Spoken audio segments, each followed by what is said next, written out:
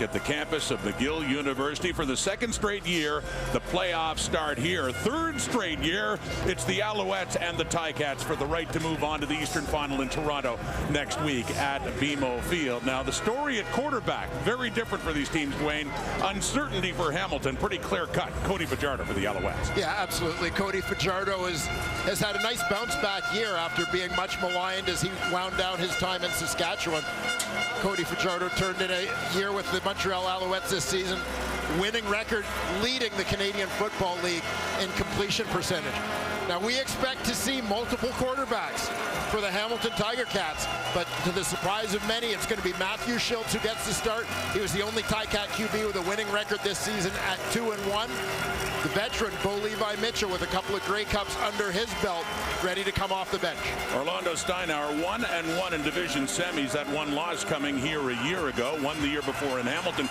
Jason Moss last won a playoff game as a head coach right here in Montreal 4 years ago when he was with Edmonton, then went on to face Steinauer and the Ticats in the Eastern Final that year. The Ticats have won the toss as given by Montreal legend Mike Pringle back here at Molson Stadium, and they will take the ball to start things off. 81 regular season games are in the books. And now off the foot of David Cote. It's playoff time 2023. Owls, Ticats, Montreal kicking off, and it's Tyreek McAllister, who had a big missed field goal return for a touchdown last week right here. Gets it up across the 35, where Matthew Schultz gets his first CFL playoff start. He had 5 starts as a member of the Montreal Alouettes going back to 2017. Yeah, it's a neat situation for Matthew Schultz to come back to the place where he started his Canadian Football League career to make his first playoff start. While it's his first time in the situation, he's very comfortable in this stadium, in this environment, knows exactly what he's dealing with in terms of crowd noise, etc. Schultz had 3 starts for the Ticats this year before getting hurt and giving way to Taylor Powell and handing off right away, and lots of room to run there for James Butler. Third leading rusher in the Canadian Football League and is up close to a first down for the Cats. We'll take a look at this starting offense for the Hamilton Tiger Cats. Their top offensive lineman once again, Brandon Revenberg. He's going to lead the way from that left guard spot. Tim White. You just heard Davis Sanchez talk about his importance in this offense. Their go-to receiver, led the league in yards. Hamilton's most outstanding player nominee. Kyle Loxley in at quarterback for short yardage after Butler got 9. Loxley pushes his way through, easily has a first down as we take a look at the Alouette defense going up against the Ticats today. And there you see Sean Lemon led the Montreal Alouettes with 9 sacks this season, made his debut this season with a big game against Hamilton that included a couple of sacks. Former Tiger Cat Tyrese Beverett, absolutely dominant both on defense and special teams. Big-time playmaker. Marc-Antoine Dequoy from the free safety spot, among the best in the league at taking the ball away. He's the East nominee as most outstanding Canadian. Goes back to Butler right side on first down, and that time Armando Sewell got the start on him, and they do finish him off after a couple of yards more for Butler. Matthew Schultz started in the CFL out of Butler University with the Alouettes here in 2017, and he left last season signing a free agent deal with the Ticats. He backed up Dane Evans last year. Bo Levi Mitchell coming in as the clear number 1, but he got hurt in week 2. Went on to 6, came back, and he was hurt just 1 game in, a game in Ottawa with a fracture in his leg. Just returning late in this season. Sean Thomas Erlington in at running back at a 2nd and 5. And throwing is Schultz. Looks to the right. A first down across midfield. Looks like he just had enough for it. That's Terry Godwin with the catch. Terry Godwin's going to line up as a wide receiver out to that right side, just working underneath. Quick hitter, let Matthew Schultz get into a little bit of a rhythm early. Terry Godwin, to me, is one of those X-factor guys in this Hamilton Tiger Cat offense. You heard Ches talk about the importance of Butler and White.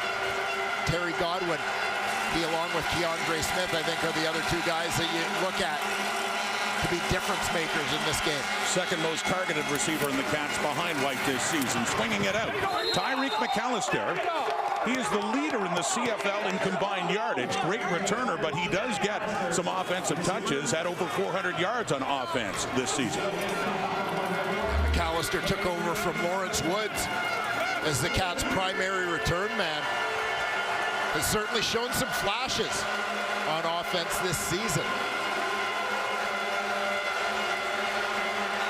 Those Swiss Army knife type guys who you'll see out of the backfield and working from a receiver spot. They get it down to the Alouette 40. First possession of this East Division semifinal, and it goes back to Butler. Butler has 2-3 more yards.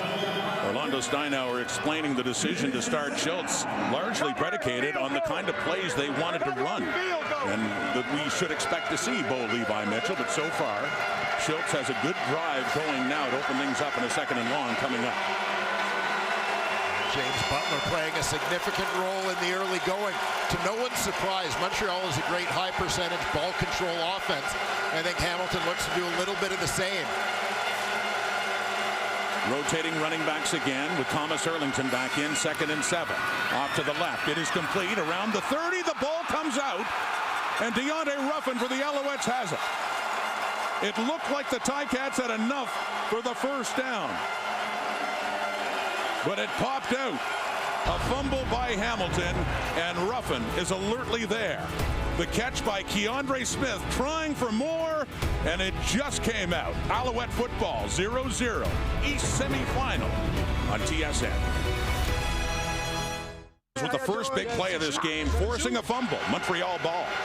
Yeah, Schultz delivers the ball to Keandre Smith. He breaks the first tackle. Then the veteran Avery Williams came over from Ottawa in free agency this year. Was able to get a hand on that football to pull it out, creating that turnover.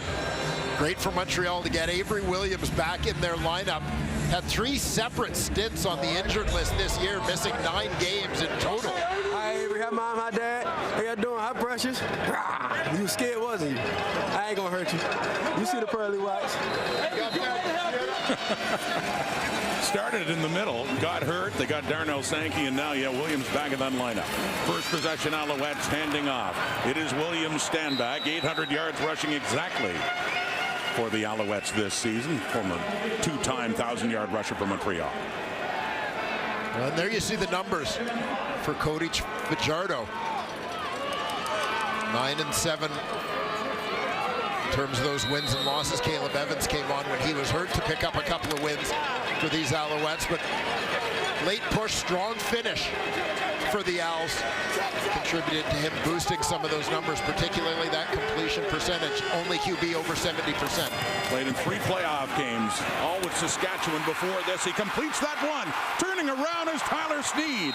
Great yardage after the catches. He's finally taken down inside the Alouette 40. They're actually going to mark it at around the 46, where they say Sneed went out of bounds. A gain of 26 yards for first-year receiver out of East Carolina, Tyler Sneed. Yeah, and what a terrific pickup Tyler Sneed has been for the Montreal Alouettes this season. As Cody Fajardo suggested, ton of injuries in the Alouettes receiving corps this year, going back to training camp. But as Cody Fajardo said, it may have been a blessing in disguise with the opportunities that it created for guys like Austin Mack and Tyler Sneed. First down, the Hamilton 45, back to standback. Finds a few yards up the middle, gets it down to about the 41. Here's a closer look at the starting offense for the Alouettes in this game. And along that offensive line, one of their top guys, Pierre-Olivier Lestage, is out of the lineup with injury this week. The veteran Philippe Gagnon, former #2 overall pick, will start in his place. We mentioned Austin Mack, Montreal's leading receiver, who's been quiet down the stretch. I think some nagging injuries getting him late in the year. But he looks to finish strong going into the playoffs. Voted an Eastern All-Star from the Alouettes, 2nd and 5, Fajardo. Tries to dump it off, and ball comes out as he's taken down by Malik Carney. And it just comes out, and Christian Matt, the right guard, the veteran, falls on the football. A 3rd down is coming up. I'll watch for number 5, Malik Carney, from his defensive end spot as Fajardo is forced to hold on to that football. Looked for a moment like he was going to try and get the outlet to his running back, stand back there. But Malik Carney with the sack, his first since July 26th. As McAllister goes back for the return, Joseph Zima, the best net punting average in the CFL this year, and 10 times, second only to Cody Grace, has he pinned teams inside the 10. Very accurate punter as well. As this one, well, it heads pretty well straight down the middle to the goal line, and Godwin letting it go in as he does take a knee. So the first point of this playoff game is on the board, with the rouge off the foot of Zima. Matthew Schultz had something good going before the turnover as they ventured into the Alouette zone.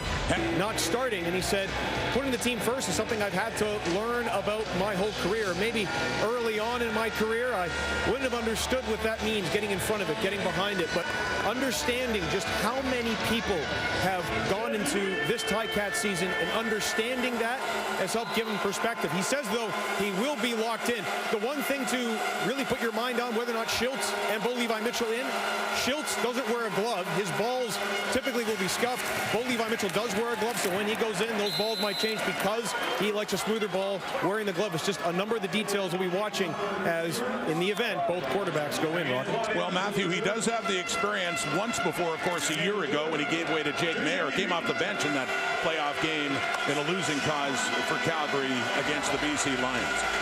Yeah, certainly a little different situation where the two-quarterback thing has kind of become part of Hamilton's MO over the course of the last couple of seasons, whether it's been a combination of Jeremiah Masoli and Dane Evans helping them get to Grey Cups, or now Bo Levi Mitchell and Matthew Schultz.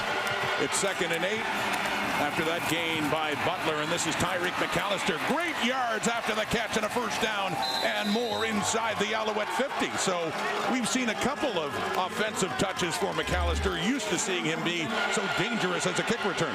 Yeah, and here you see him out of the backfield. He's in there for James Butler in that twin set along with Sean Thomas Erlington. Now you'll see him work from a wing or slot position. Gain of 22 yards down to the Alouette 46. 1st and 10 Ticats. Left side, Butler. He's got some room. Pulls his way inside the 40. It'll be a 2nd and short coming up. He gets close to 9 on that running play.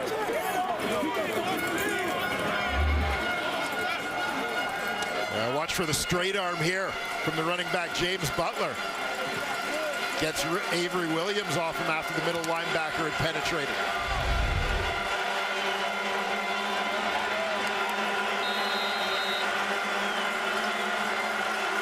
So another short yardage play for Kyle Loxley, who goes right and looks to have enough, easily enough, and inside the 35 of Montreal. So say this for the Ticats early on, they have been able to move the football.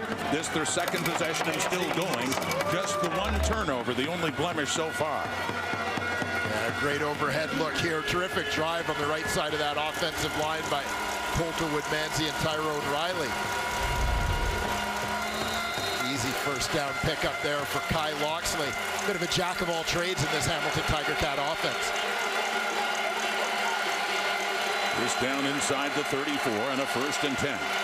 1-0 on a punt single for the Alouettes. Keeping it as Schultz took the snap, took off. He's been known to run well, and it looks like he has enough for another Hamilton first down. Yeah, and a lot of the discussion about which quarterback plays for Hamilton has to do with play calling. There are things that Schultz likes better, things that Bo likes better, and perhaps executes better. Obviously, some of the quarterback run options are more viable with Matthew Schultz as the guy taking the snap. The title is Senior Assistant Coach for Scott Milanovich. He is the offensive coordinator, calling the plays here.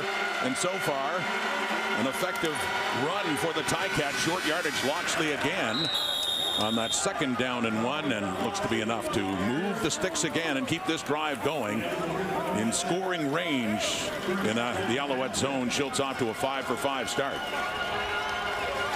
Hamilton, as you mentioned earlier, Rod, moving the football well on each of their first 2 possessions. Stopped on that first one by an unfortunate turnover for them when they had gotten into scoring position. Montreal doing a nice job getting it down the field, making Hamilton march it out.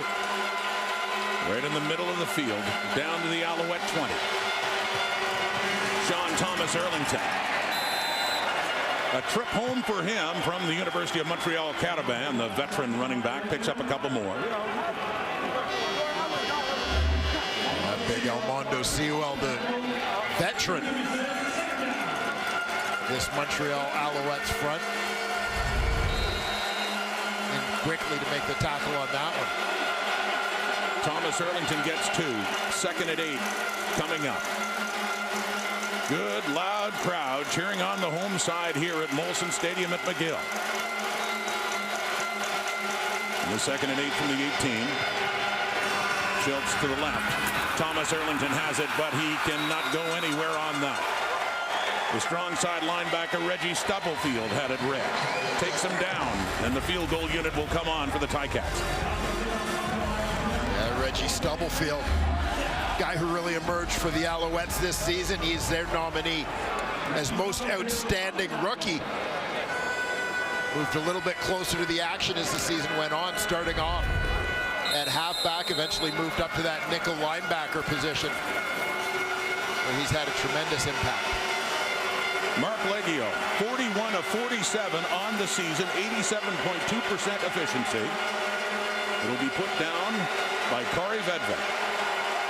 A 23-yard try to give Hamilton the lead in this East Division final, and Leggio puts it through.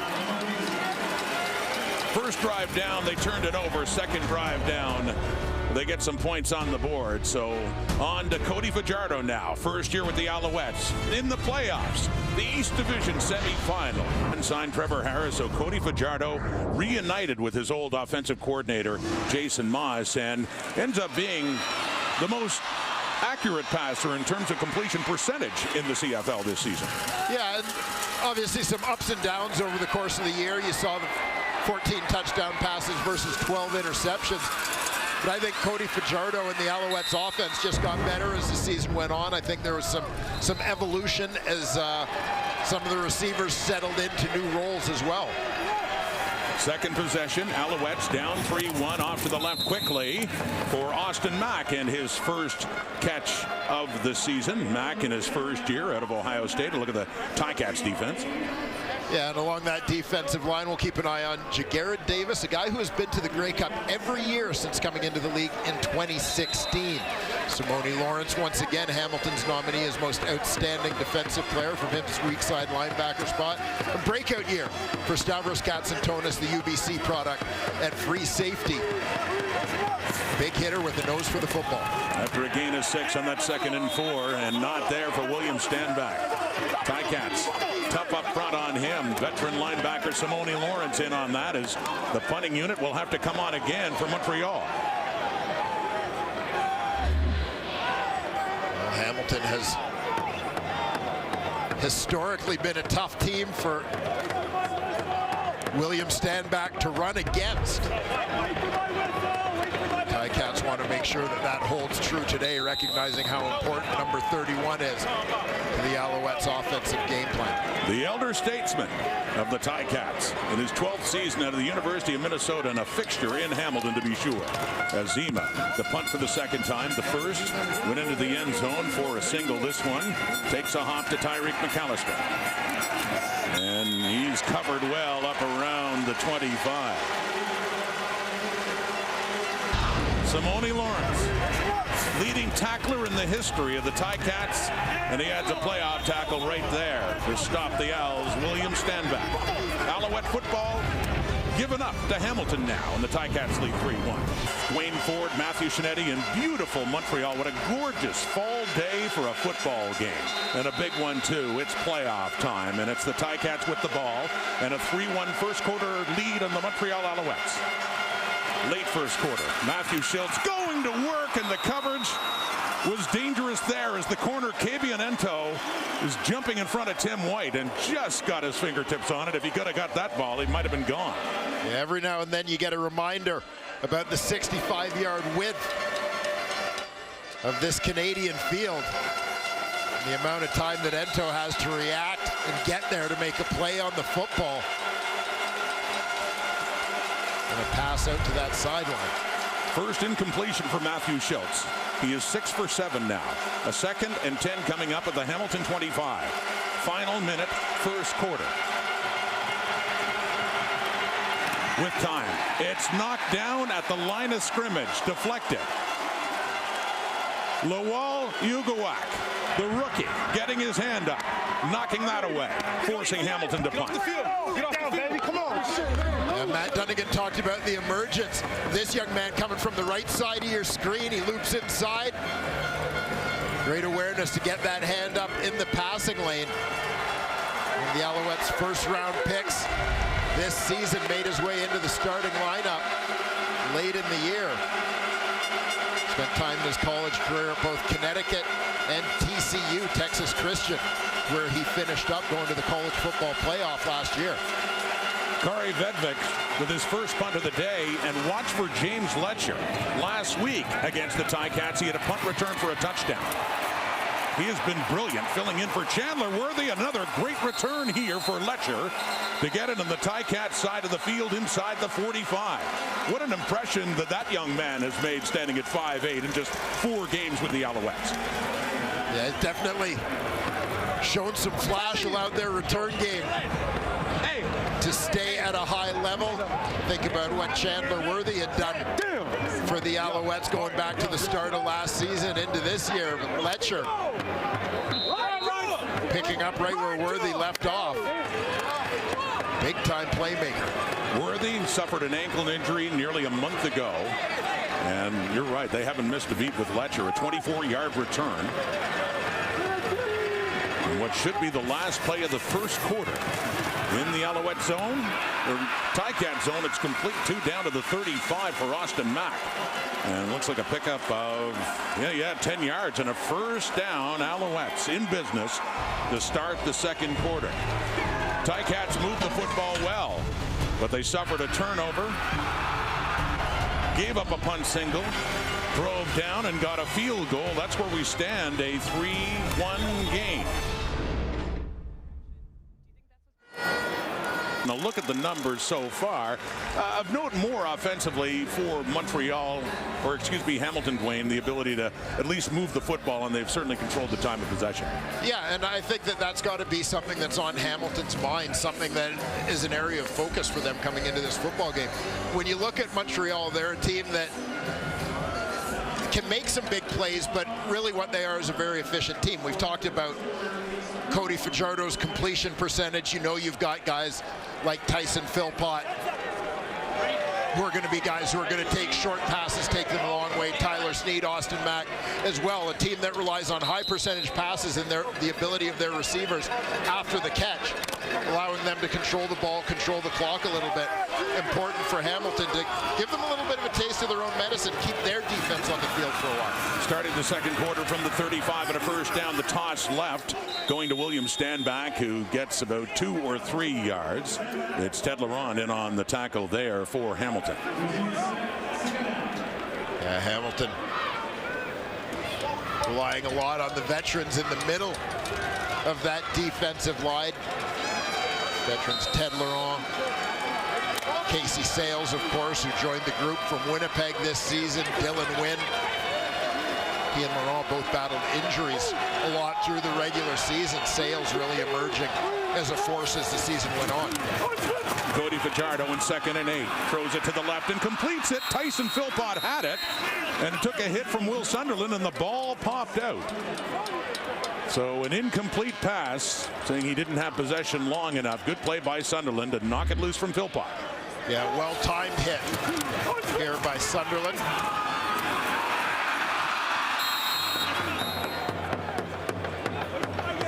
First-year man Sunderland moved into the starting lineup. Javian Elliott was hurt in the second half of the season. A lot of shuffling went on in that Hamilton secondary over the course of the year.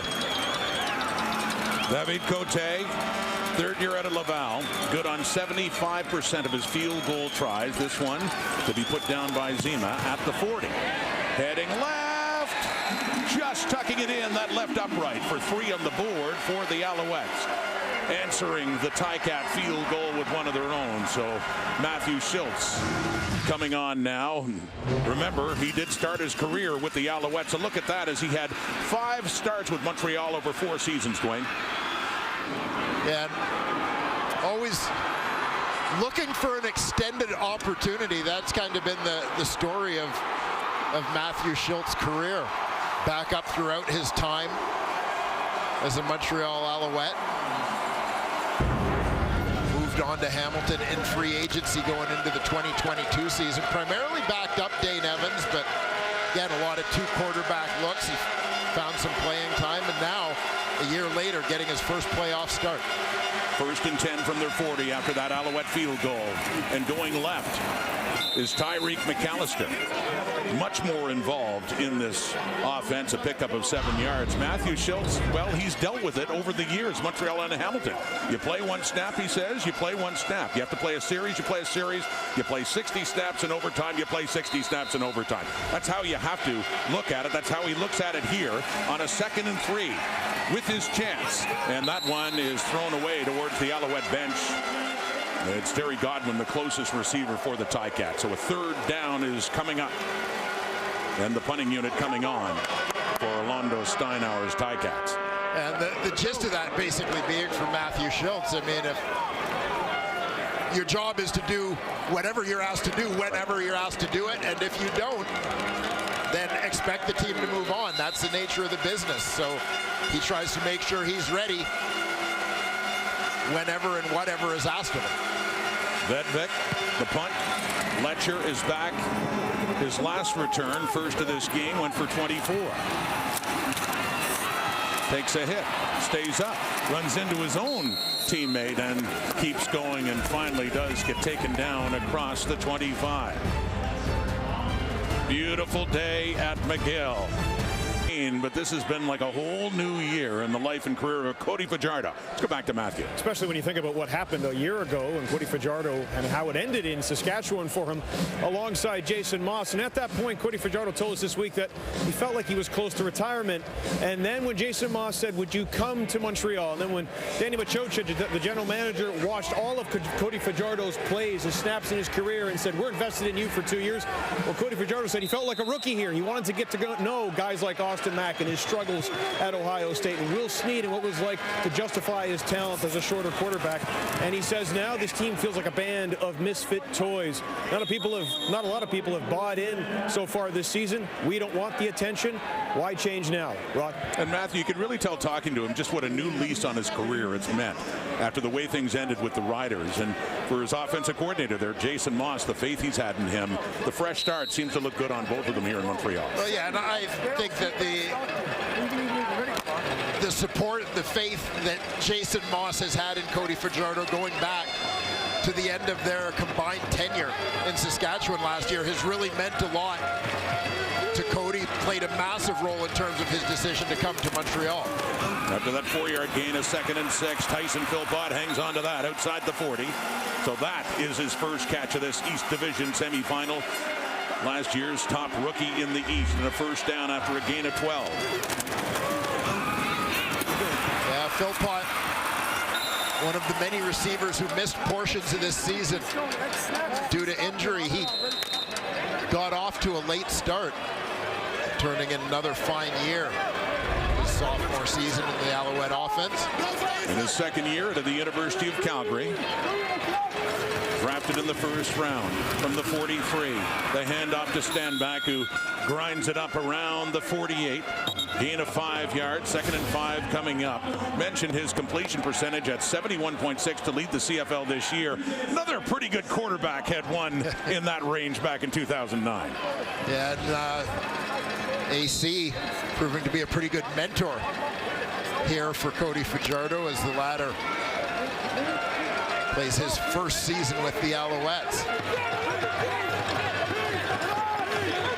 Leading passer in the history of the league, and was renowned for his accuracy and efficiency. Fajardo in a 2nd and 5, rolling to his right, and he completes it to the wide open fullback, James Tuck, who spins Doesn't get a lot of touches, but big number 40 took advantage of that time. And not a lot of touches, but James Tuck making the most of whatever opportunity he gets. You see him line up as a tight end on the right side of your screen. Tuck with 9 catches during the regular season, targeted just 15 times. There you see the big body, former York University linebacker and rush end. Moved to fullback here in the CFL as you saw him rolling through a couple of tackles. And a gain of 21. It's a little quarterback draw and lots of room for Cody Fajardo, still going inside the 20 and down to the 15. The deepest the Alouettes offense has gone in this game is they're knocking on the door. Yeah, and I think because Cody Fajardo doesn't do this as often as he did earlier in his career, it's easy for people to sleep on how good an athlete the Alouettes quarterback is. Still a terrific runner, and he demonstrates that here. Making a couple miss for a big gain deep into Ticat territory. So a 22-yard gain followed by a 27 for Fajardo. 2 big plays down to the Ticat 14 with a 1-point lead. Fajardo and off to the right for Stanback. He can't hang on. It was Jameer Thurman, the middle linebacker, in on him just as the ball arrived. And a few words after the fact.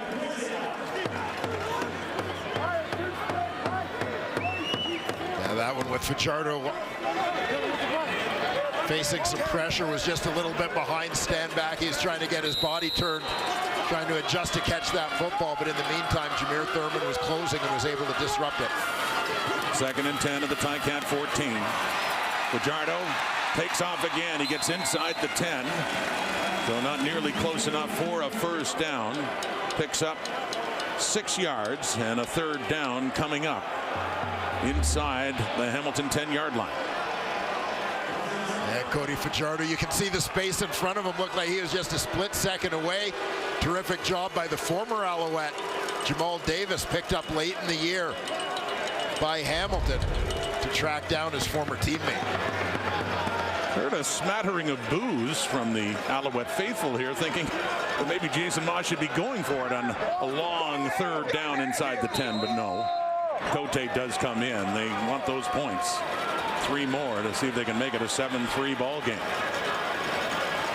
Chip shot coming up here for Cote with the ball to be put down at the 15. He's 1 for 1.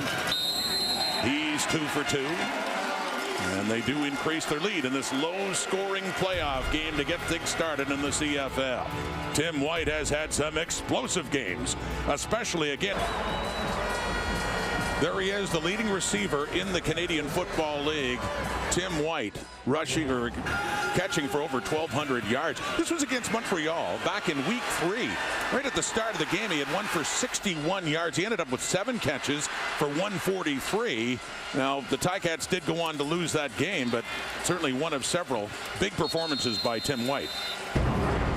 Yeah, Tim White over 100 yards on 6 occasions this season. Leading the Canadian Football League in that department as well. So the Ticats trailing on the ground. James Butler, nothing doing. Once again, Lawal Yugawak, the rookie, in on the stop.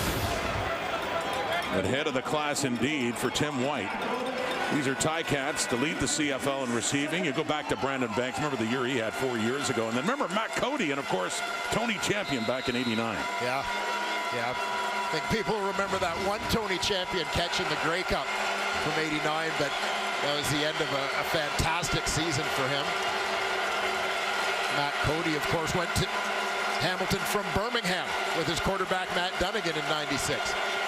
Remember him well. 2nd and 10, Hamilton 40. With defenders in his face, he gets rid of it and completes it. It was a little underthrown, and Godwin was waiting for it. And a big completion, the biggest for the Ticats, and it looks like Schiltz is hobbled. He took a pop when he got that ball away, completing a 30-yard pass. Yeah, not a clean throw here from Matthew Schiltz, and that's why this football hung up. You'll see right on the release. He's getting hit. The ball hangs up in the air. Fortunately, the receiver, Terry Godwin, was the first one to look back and make a quick adjustment to come back to the football as the defender, Deontay Ruffin, had overrun it a little bit. You saw Bo Levi Mitchell standing by, should he be needed. Standing under center with the handoff on the sweep. It goes to Tim White on the 1st and 10. Schultz still in this ball game. And Mitchell staying loose.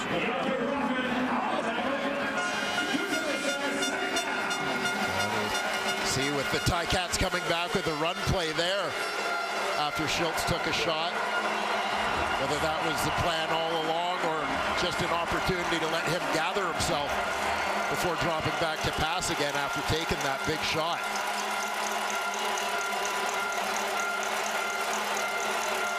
Second and 7 after that 3-yard gain by White. With time and complete as well. That's Keandre Smith. Has the ball for a first down.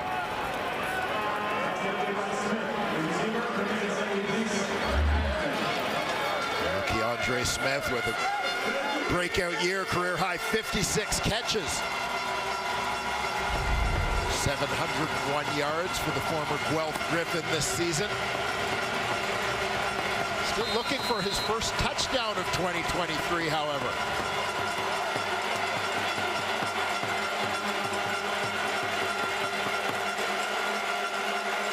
At the Alouette 29. Ticats looking to answer right back. Schultz, lots of time to the left and a little bit too far outside for Butler with Reggie Stubblefield bearing down. Incomplete. Ticats bringing in an extra O-lineman. Big Dayton Black coming on as a tight end to widen the edge, help out in their pass protection a little bit.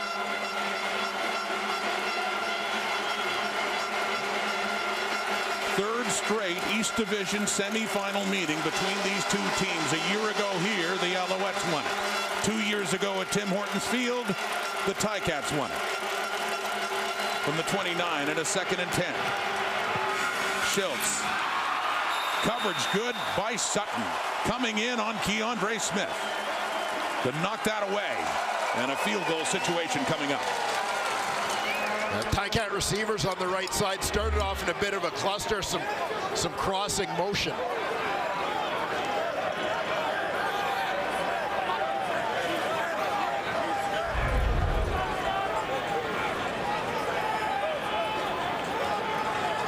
And we welcome viewers from TSN5 who've been watching Formula One racing in Sao Paulo. Rod Smith, Wayne Ford, Matthew Shinetti here in Montreal for the East Division semifinal. 7-3 ball game, Alouettes lead, second quarter. About 5 minutes to go. Mark Leggio coming on now to attempt a 36-yard field goal to close this game back to within 1. Leggio is 1 for 1.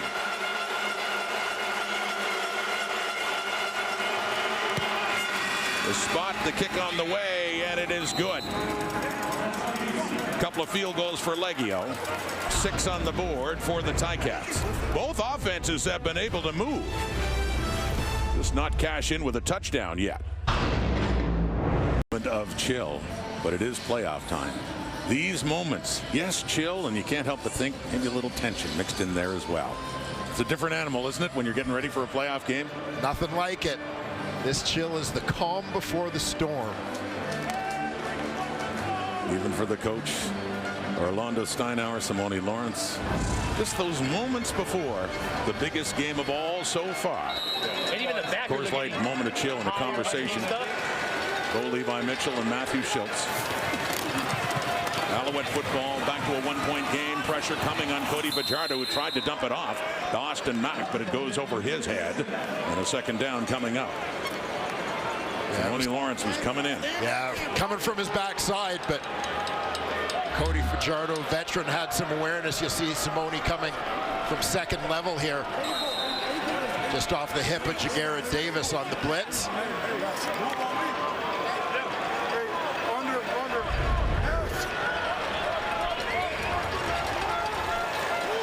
Fajardo's 5 for 7, 76 yards.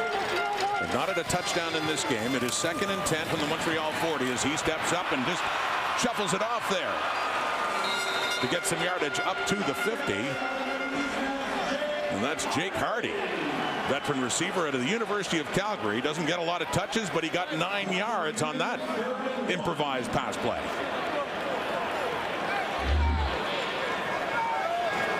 Fajardo, you see the eyes staying downfield as he steps up in the pocket. Hardy there is an outlet man. Originally an Ottawa Red Blacks draft pick. Spent the last couple of years in Saskatchewan with Cody Fajardo and Jason Moss before moving east. Caleb Evans in for the short yardage on this 3rd down and 1 and gets it across the 50. A couple of yards, enough to move the chains in a 1st down for the Alouettes. Approaching the 3-minute warning until the end of the 1st half.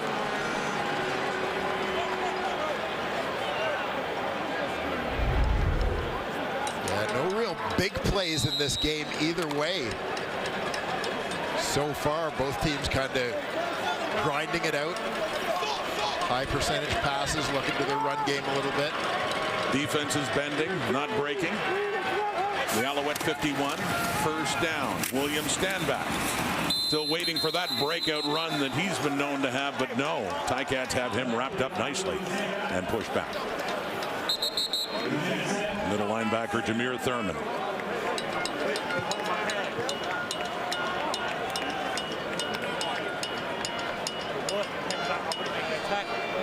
Three-minute warning is given.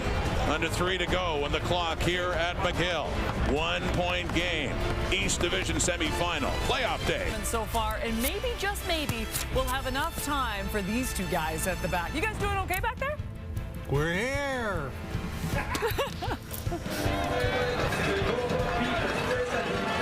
They came all that way, Kate. Got to see him. Halftime coming up. Back in the studio. Not only in this game, but to set up the West Division semifinal. BC plays the Stampeders and the Lions. Right now, 1-point game. 2:44 in the clock. Pressure coming, and down goes Fajardo. The blitzing Jameer Thurman.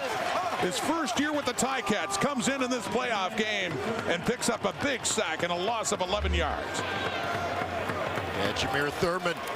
See him, the inside man, standing up. 30 front, he and Malik Carney from their linebacker positions.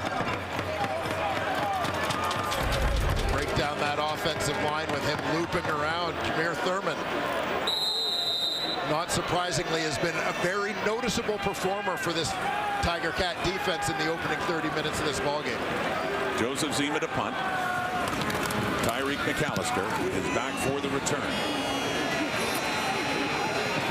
Inside is 20.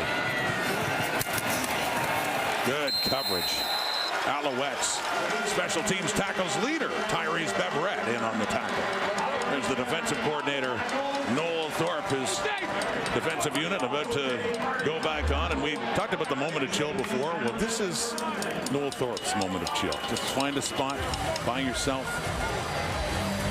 A little serenity before the intensity begins. Yes, a little solitude. Had a good chat with Noel earlier this season. That his pregame prep, his pregame music choices, get himself in the mood. Intense now from the Hamilton 30, though, late 1st half. Ticat ball. James Butler, the carrier, picks up a couple at most. Call it 3 for Butler. Lawal Ugawak at a TCU in Connecticut before then, originally from Edmonton, and one of the top draft picks in 2023. And number 7 overall, one of 2 first-round picks for the Alouettes for the 2nd consecutive year. They've had 2 in the 1st round. Their high picks in recent years have served them well when you go back a couple of years to guys like Lestage and Dequoy as well, all having an impact. From the Hamilton 33, 2nd down, Sean Lemon adds to his sack totals. He got a bunch in the regular season. In his great career, he's got a playoff sack there. The Lemonator, and a loss of 8.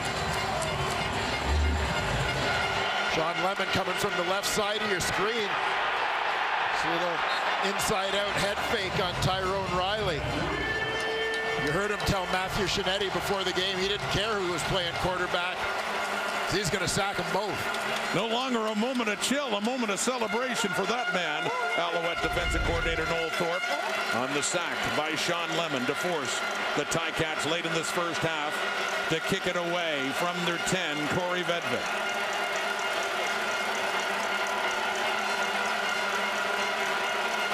One and a half minutes to go until halftime. James Letcher, around his 30. And he's tied up and ultimately taken down Thurman to finish him off there. For a 52-yard kick. NFL on TSN will continue tomorrow. Earlier, a game live from Frankfurt, Germany between the Dolphins and the Chiefs, plus a full slate of Sunday afternoon games and Sunday night football as well. Sunday football coverage beginning at 9:30 a.m. Eastern, 6:30 a.m. Pacific on TSN. Great weekend of football. These Saturday playoff games in the CFL. One coming up in Vancouver later on. And great turnout by the fans here at Molson Stadium. They cheer on their Alouettes. 1st and 10 from the 39, 1:16 on the clock. That one is a bit too far. The intended receiver is Cole Speaker with Dexter Lawson on the coverage for Hamilton. You talk about the crowd here in Montreal today, and it's a pretty good mix. I've seen a lot of black and gold in the crowd. So not all cheering on the Alouettes. That's it. Some of the Ticats faithful have made the trek. You know, some of them didn't have far to go. Felix Garon-Gauthier, the Quebecois players, the Ticats, obviously with some friends and family here. Still over a minute.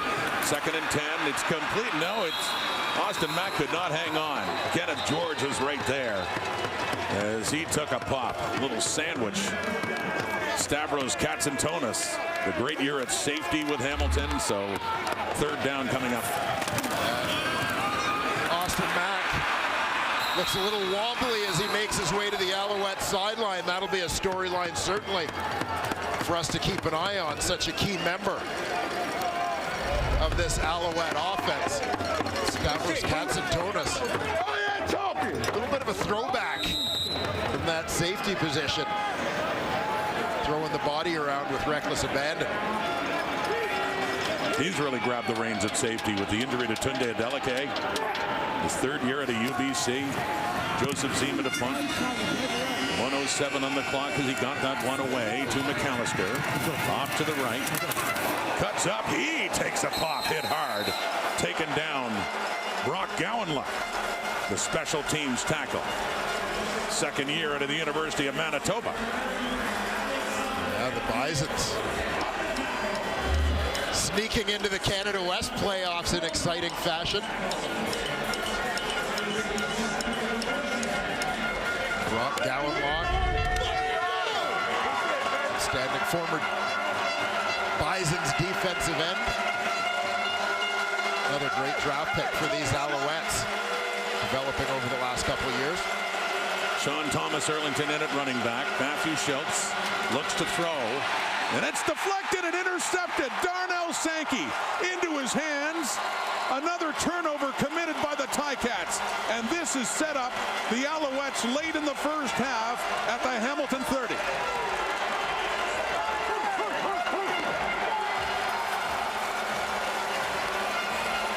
Oh, we talked about the efficiency of the Montreal Alouettes. The accuracy of Cody Fajardo, how Montreal doesn't turn over the ball a lot. I know when we talked to Tim White this week and we asked him, talk about one thing that would allow his Tiger Cats to be successful this week. He said, don't turn over the football. We can't turn over the ball. A deflected one here results in an interception by middle linebacker Darnell Sankey. Sean Thomas Erlington injured trying to make the tackle there. Hamilton running back. He remains down on the field right where the tackle was made of Darnell Sankey. Added mid-season after the injury to Avery Williams. And good to see Sean Thomas Erlington up on his knees now and looks to be okay. Sankey, who had been with Saskatchewan, with Calgary before, in fact, had been a teammate in 2021 with Jameer Thurman with the Stampeders. D-A-N-D. O-T, D-A-N-D. Yay! I got a block. I banged 51 afterwards. You the one that hit him? I banged right afterwards. Who got that? They're still tending to Sean Thomas Erlington. Let me look at what happened here after the pick. 55, 55. 55.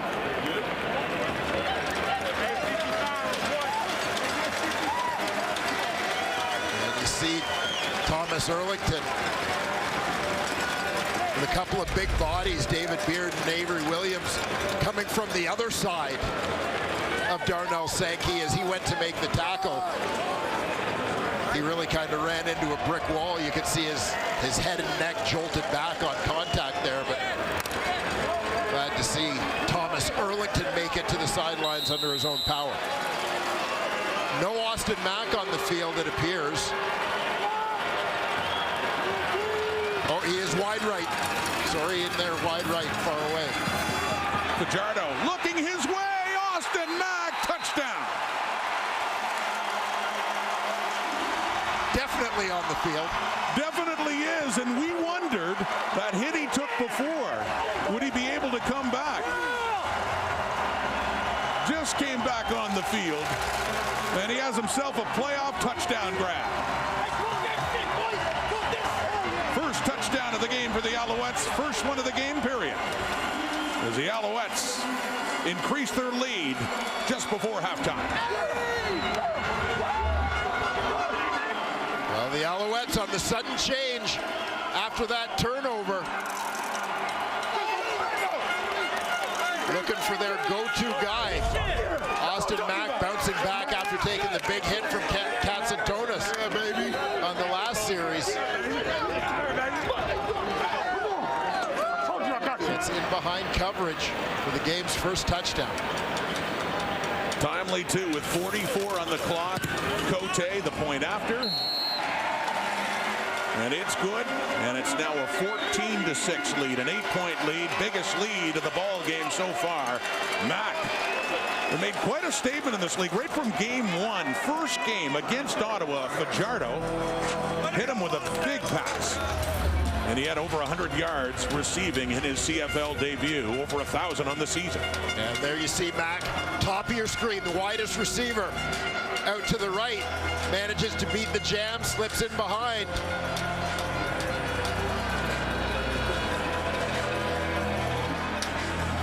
Looked like maybe a little bit of miscommunication between defenders on that wide side of the field for the Ticats.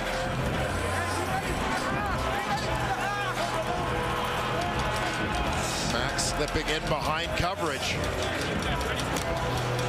Break things open a little bit here. 30-yard touchdown pass, Cody Fajardo to Austin Mack.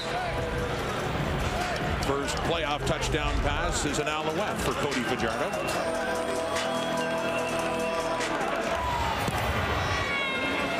Kicking off now, under a minute to go.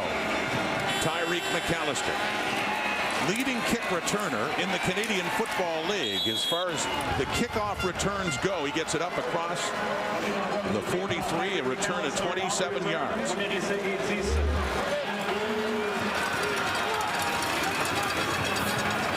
a look. You see Cody Fajardo taking a little bit of a hit as he throws that football. He'll gladly take that trade-off to put the major on the board.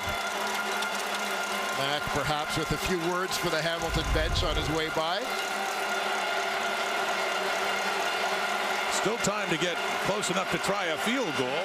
They get a couple of big passing plays here. Swinging it out though to McAllister though, and he is taken down by Sean Lemon, who was a sack in this game as well. Just a gain of 3, 31 seconds to go. As you talk about Sean Lemon with a sack in this one, we saw the Darnell Sankey interception. A couple of veteran mid-season additions to the Alouette D making an impact. They whistle it down now. on this 2nd and 7.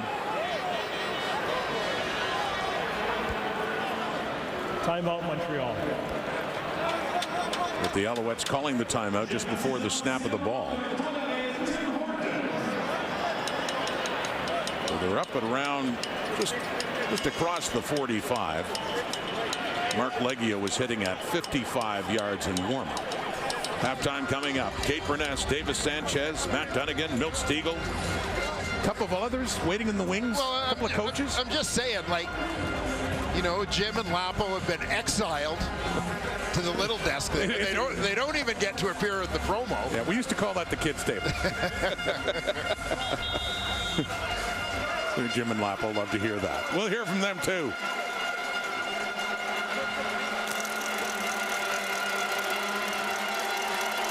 Playoff time. Bigger crew. Excitement brewing too as we get ready for our coverage of Grey Cup 110.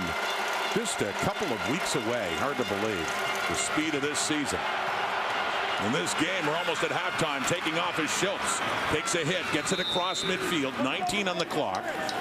So as said, Leggio was kicking from around midfield in warm-up and hitting them. They get about 5-10 more yards. That might be worth a shot. If you want to try that before the half with James Letcher Jr. That's the other part of the equation, isn't it? And this won't help. Lost yardage in a situation like this especially never does. And that's one of the Eastern All-Stars, Mustafa Johnson, with the takedown there. He was second on the team in sacks in the regular season with 7. And this is one where he takes advantage of the fact that the O-lineman Revenberg has his back to the quarterback in pass protection. He didn't know his QB was stepping up. It changes your angles in protection. Johnson gets home. This should be the last play of the half. It is complete. DeAndre Smith going down. We have zeros on the clock.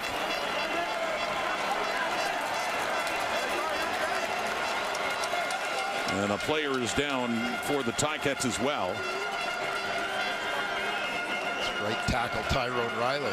And the tackles there, Tyrone Riley. So in semifinal, 14-6 over Orlando Steinauer's Tiger Cats. Here's the head coach now with Matthew Shinetti.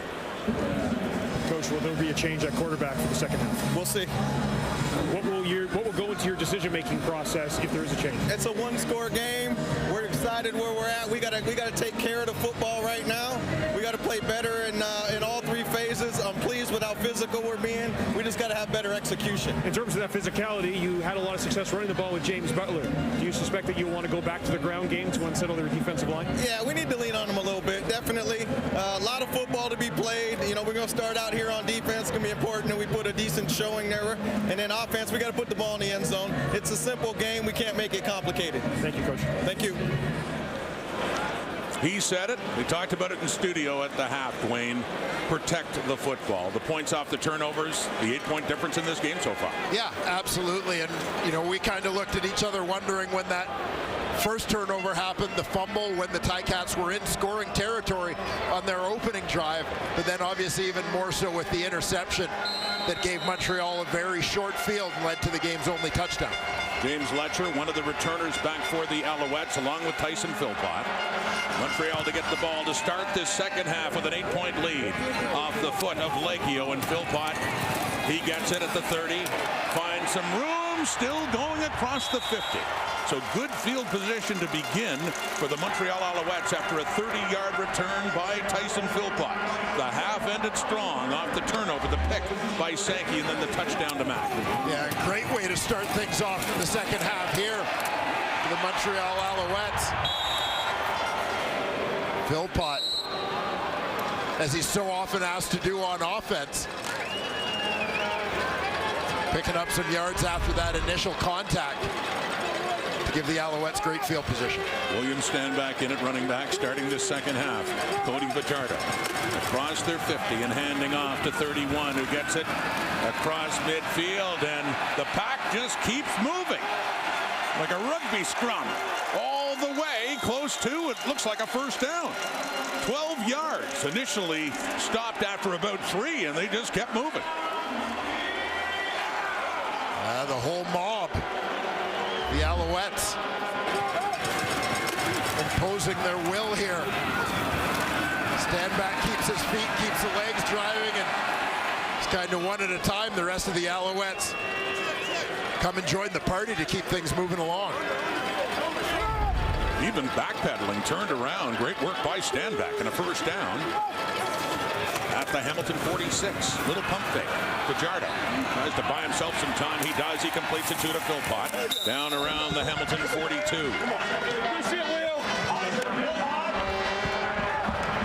Quick stop there from Will Sunderland to limit the gain to about 5 for Philpott and the Alouettes.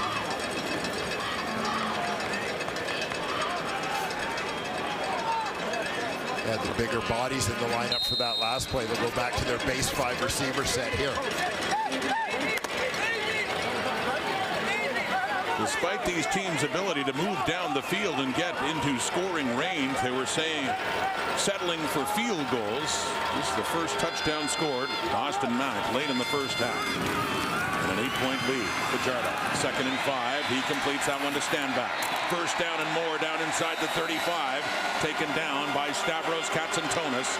6 more yards on the reception by William Stanback. And this is where you're seeing how critical, how valuable those late points were for the Alouettes, knowing that they were going to have the football here to open the second half. An opportunity to essentially put up what for all intents and purposes would be back-to-back scores. Open this game right up. Down to the Ticat 35. Fajardo handing off to Stanback again. And again, turned around and tried to push for a little bit more, but just a couple more yards. So talk about a lineage of great running backs in the history of the Montreal Alouettes. William Stanback moved ahead of Tyrell Sutton, but Mike Pringle, who was here earlier today for the coin toss, leading the way. What a remarkable Hall of Fame career for 27 Pringle, over 9,600 yards with Montreal, and he is so honored.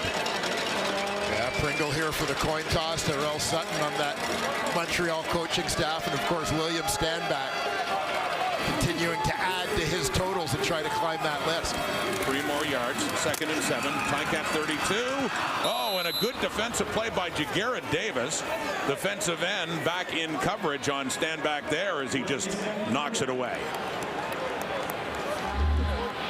Yeah, well-timed jump here by Jagarrett Davis, who ranged out from his DN position to follow Stanback to the flat.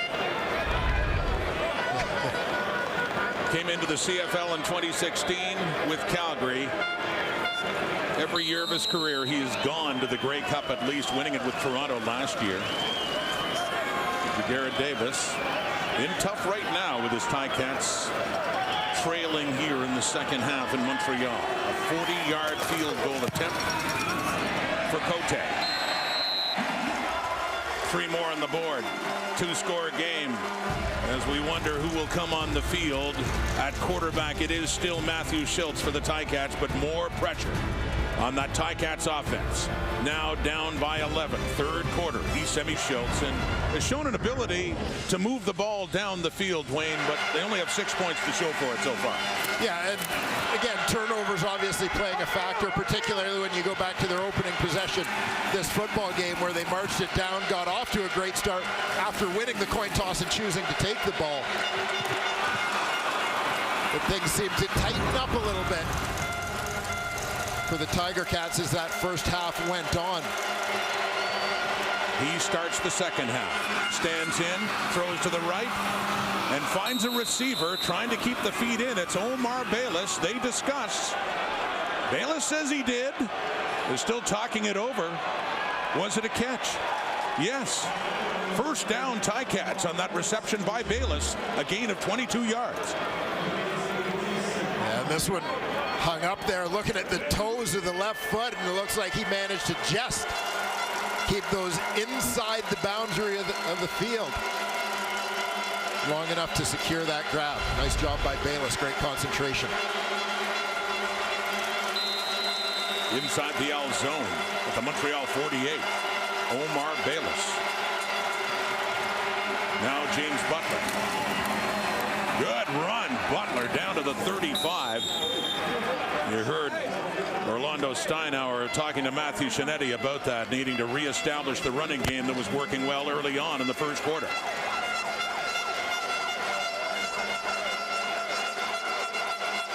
And a change on that Tiger Cat O-line that we'll keep an eye on. Remember, Tyrone Riley was down on the field, the right tackle, as the first half ended. Chris Van Zyl, who has barely played this season, much of his career one of the best right tackles in the game, he comes on now at that familiar spot. Butler again. Van Zyl in that front, yeah, the veteran, 15th season out of McMaster. And Uguak in on the tackle on Butler there. A remarkable career for Chris Van Zyl, who's been a top lineman. Won an award for that during that career with the Ticats. Started with the Argos, won championships there, and went to Grey Cups with Hamilton as well. Originally a Montreal Alouette draft choice back in 2007. From the 31, Schultz tries to take off, but he's taken down. The middle linebacker Darnell Sankey gets him. Sankey, who had the big pick late in the first half that led to Montreal's touchdown.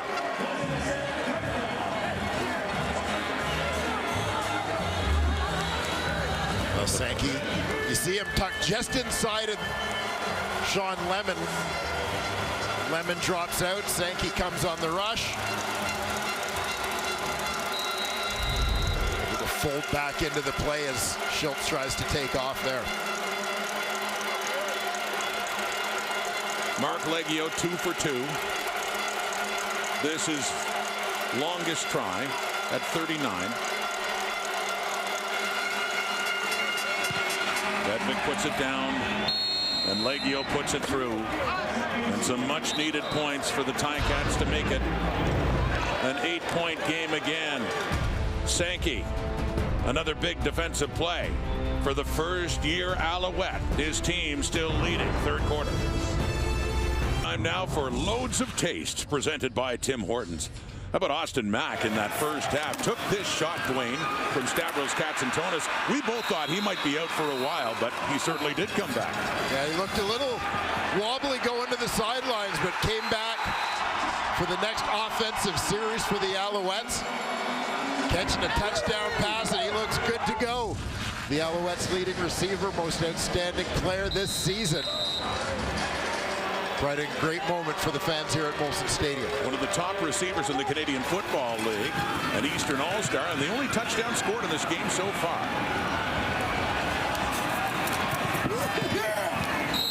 That's thrown out of bounds by Cody Fajardo, but yeah, a great first year. Can't be classified a rookie because of his time with the New York Giants in the NFL, but most receiving yards in his first CFL season with the Alouettes.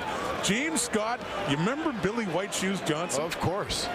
Yeah, both those guys NFL veterans when they came up here to catch passes from one Vince Ferragamo in 1981. That's when the Alouettes under owner Nelson Scalabrini were really loading up, and a couple of former NFL receivers and Scott and Billy White Shoes Johnson. From the Montreal 40, 2nd and 10. Fajardo trying to get away. The ball squirts out. Was he down? They let it play out. It's picked up by ex-Alouette Jamal Davis. And you see Jagarrett Davis involved in that play. Cody Fajardo seemed quite confident that he was down as you saw Davis jawing at the bench of his former team.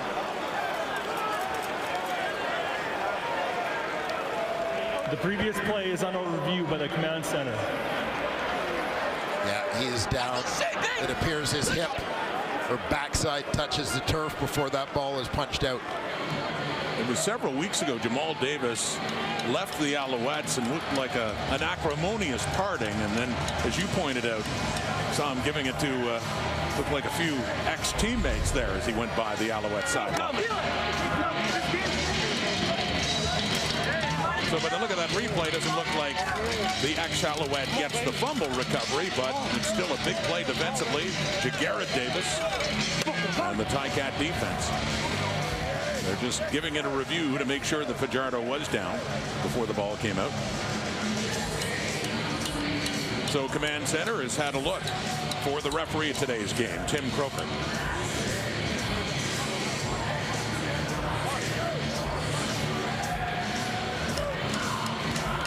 After automatic review by the Command Center, it's determined the runner was down by contact. It's third down Montreal at the 40-yard line. As you said, they don't get the turnover, but still forcing this third down punting situation. Timely plays. We saw Malik Carney with his first sack since July earlier in this ballgame. Jagarrett Davis hadn't had a sack all season, as he did an extended stint on the injured list as well. You can see something to fire up. Orlando Steinauer there. Big stop by the defense after the offense went down and got 3. Still trailing by 8, as they were at the half. That one way left and bounces and heads out of bounds. A 52-yard punt. And well placed by Joseph Zima to deny any kind of return for McAllister. But a little fired up on both sides. Certainly on Montreal's, the Alouettes, midway through the third quarter, leading this East Division semi by a score. The winner gets to go to BMO Field in Toronto and face the 16-2 Argonauts in the East Division final for the right to go to the Grey Cup. And right now, the Alouettes lead it. It is 17-9 over Hamilton. Third straight year these two have met in the East semi. Matthew Schultz still at quarterback. And it looks like it was deflected, and it looked like a flag comes out as well, and Avery Williams was the closest to it. First flag of the game. Noel Thorpe looking for a hold against Hamilton. There was pressure up at the line with that ball being thrown.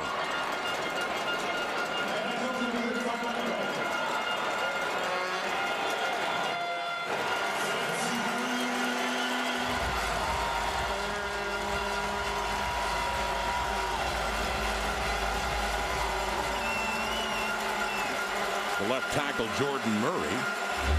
Holding. Hamilton number 59. That penalty's declined. It's second down. You see Murray at the tail end. See him with the arm kind of up around the neck of Sean Lemon, who's caused nightmares for a few tackles in this league over the years. The rookie Ugoak, too, working on Chris Van Zyl, the one to get his hand up and get a piece of that ball as it was thrown. Pressure on Schultz. 2nd and 10. He gets it away to the left. Oh, an open receiver. Tim White, or excuse me, Chris Osikusi, who was falling down, does catch it, but no, falling down out of bounds. And so Hamilton will have to punt. Yeah, along that sideline, you see what's going on with Schultz as he starts to scramble. Osikusi had started to come back towards his quarterback to help out. So he's going to work down towards the sideline and then sees the ball being thrown and starts working back up. Just lost his footing. James Letcher on the return near midfield, goes across it, still tiptoeing his way through before taken down at the Montreal, the Hamilton 51, their side of the field. All in all, beautiful catch by Osikusi. The problem was great. GR8, as in great 8. And to this point, all season long, it's been about the work ethic. And he said to his team today before the game, don't change a thing.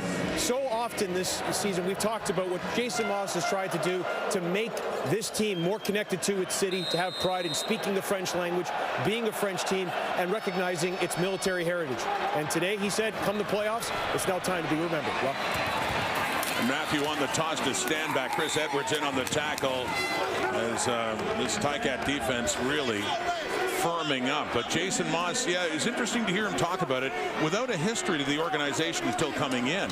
A greater one with Edmonton, but still embracing it just as he becomes head coach. And there's a lot about what happened in the past and just the culture here, everything. He has soaked it in, and he's wanted everyone to appreciate it, all the players. Yeah, he really has. Jason Moss has proven to be a perfect fit for this team and this community. 2nd and 12. That's complete. Over the middle, short, but good yardage after the catch for Stanback.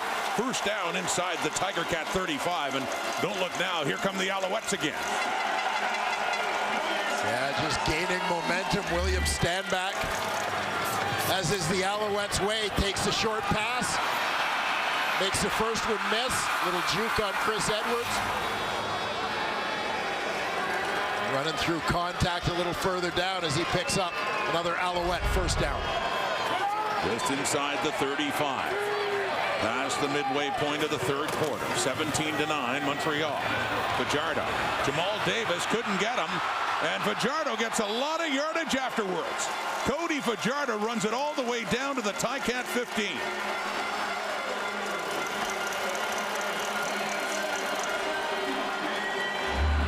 Great job here by Fajardo, looking left initially with the pass. That lane's closed off, but he recognizes he's pulled Jamal Davis up the field, which has created a run lane inside. A little high step as he runs away from the Hamilton defensive end.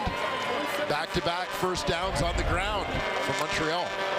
3 carries in this game for Cody Fajardo for 51 yards, 17 per.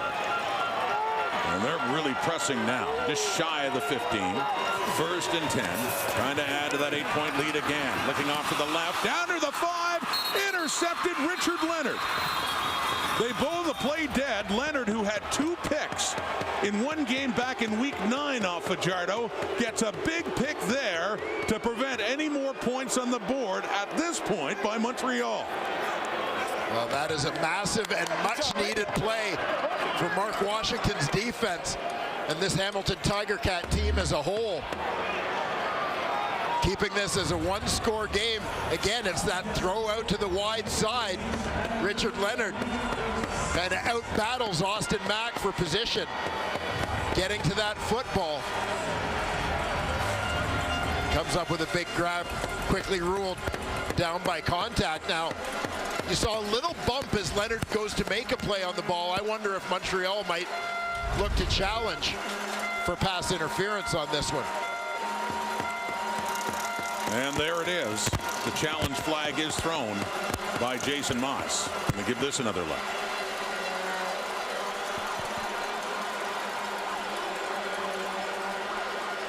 Veteran Richard Leonard.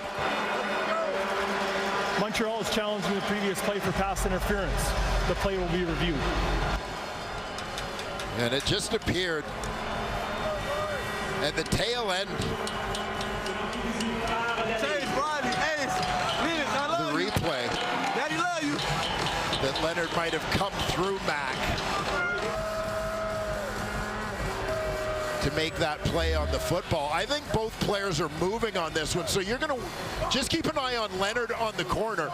Mack is going to come from the slot. He's the number 2 receiver starting out on the hash. He's going to break out into Leonard's territory. Leonard will let the outside man go, and he'll step forward on this ball. Now, both of them are moving, and I think in watching this replay, I think he beats Mack to the spot. That's why he gets the football. They're both moving. Mack isn't already in position with Leonard coming through him.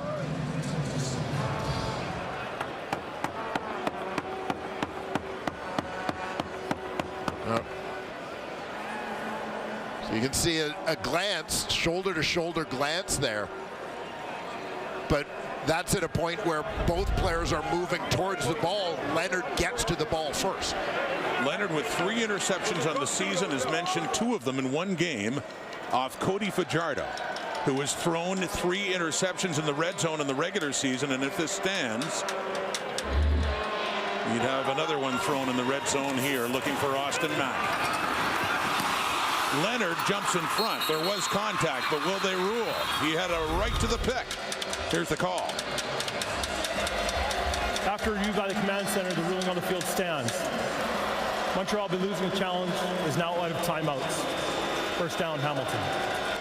So the team that suffered from turnovers in the first half picks up a big one there, courtesy Richard Leonard, the interception off Cody Fajardo.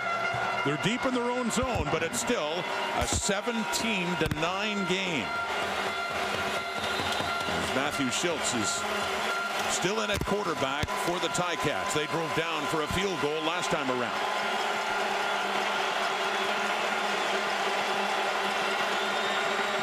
Schultz handing off to Butler.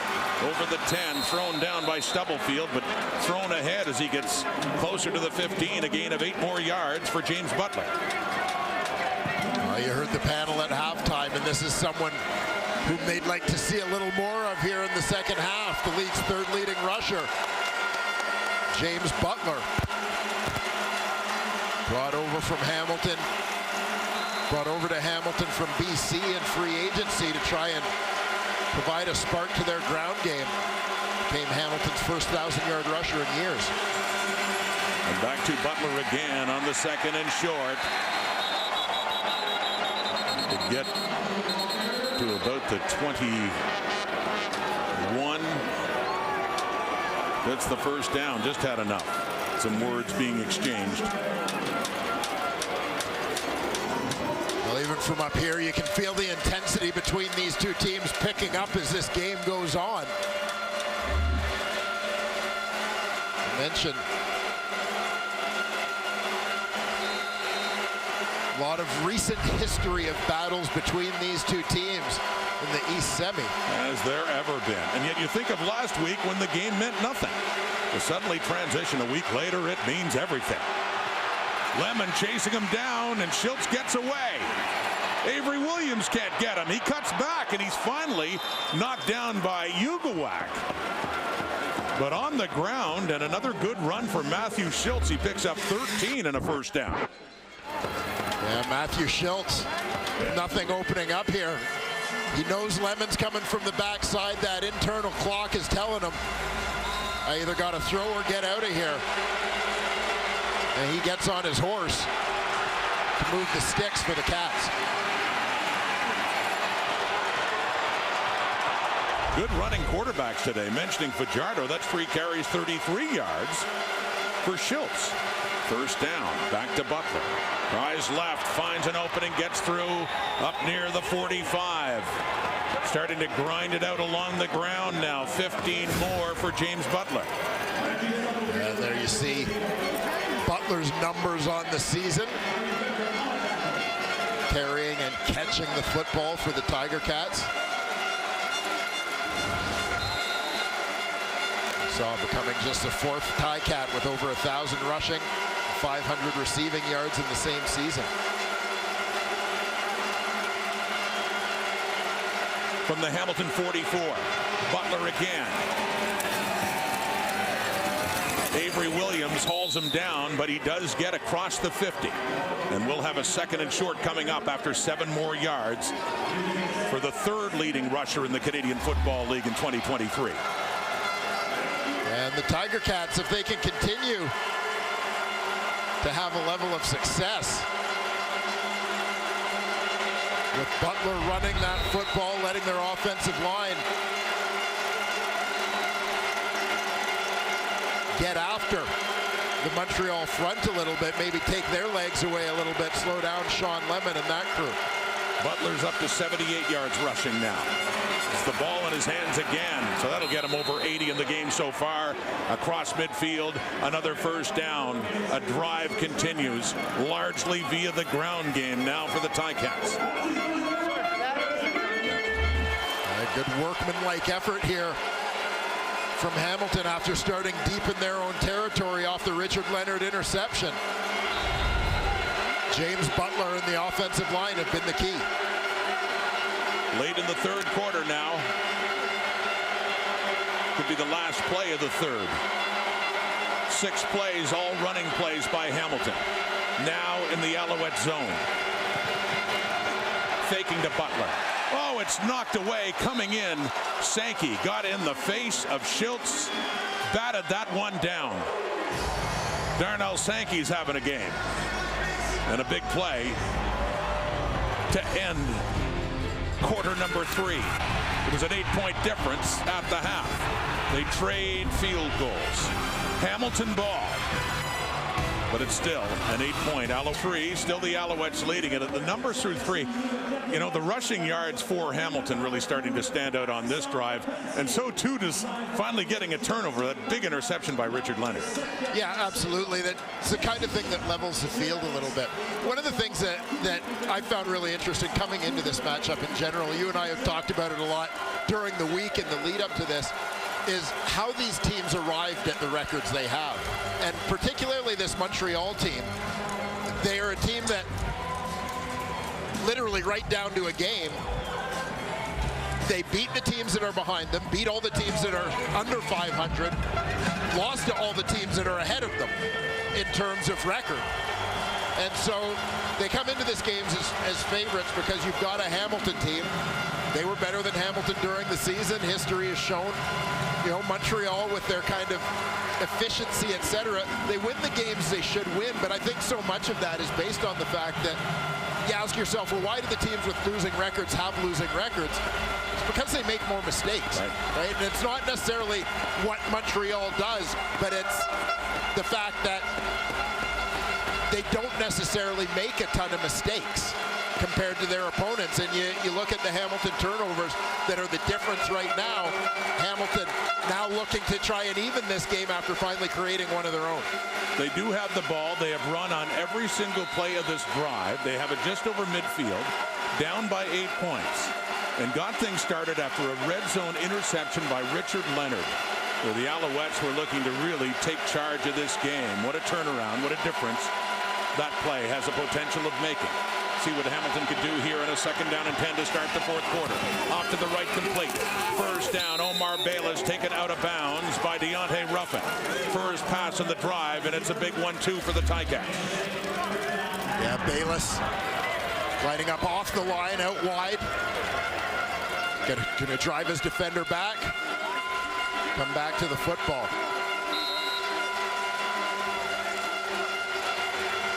Quick hitter here as the Cats now start to mix things up a little bit. Gain of 15 yards to the Alouette 39. Hamilton still without a touchdown in this game. Quick decision to run by Schultz. Picks up a couple of yards. A 2nd down and long coming up. Sean Lemon in on the tackle. Just a yard. Yeah, the Alouettes defense did a nice job that time. Not having big gaps, big separations between their pass rushers that allowed Schultz to find seams on some of his earlier runs. That's the field half, Deontay Evans, who was in this game a year ago as a member of the Hamilton Tiger Cats. 2 years with the Cats. He was with the Alouettes before then, so he knows both sides of this rivalry. Back in Montreal for a 2nd time around, and still in 10th play of this drive. 2nd and 9 from the Montreal 38. Schultz. 4-man rush. It's complete over the middle. Keandre Smith knocked down immediately by Stubblefield and looks to be just shy of a Ticat first down. A gain of about 8 yards. It will be 3rd and short.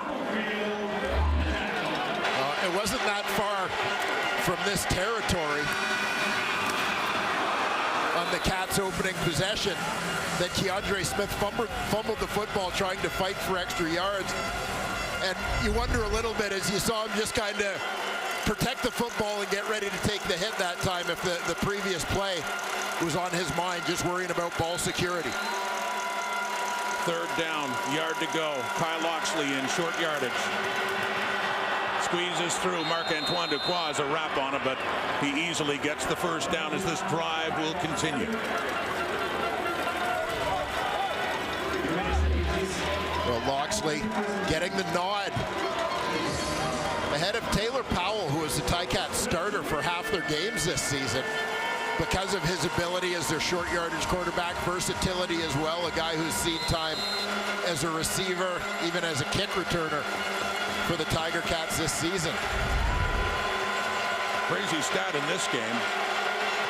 Tim White has 1 target, no catches. Oh, nearly picked off there. Stubblefield coming in as it was heading White's way. Yeah, phenomenal recognition here by Stubblefield. You're going to see him just sitting back on the hash mark here.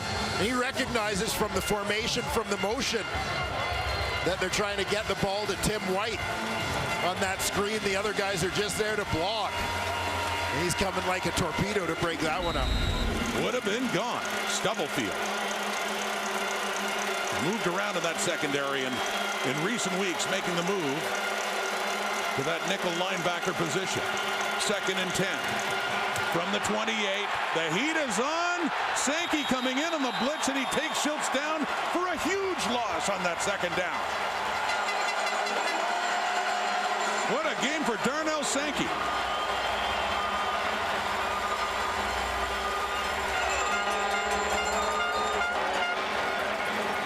Darnell Sankey gets mugged up in the line of scrimmage here. He and Sean Lemon side by side. And on the twist, he just manages to beat the center, David Beard.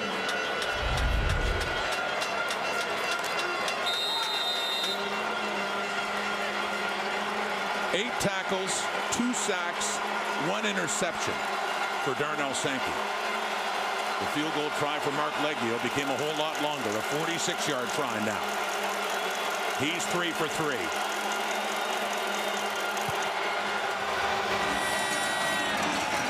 And Leggio remains perfect in this game. He accounts for all the Ticat points, making it a 5-point game. Oh, Reggie Stubblefield. Great defensive play, followed up by his teammate Darnell Sankey to push the Ticats back. 17-12, 4th quarter.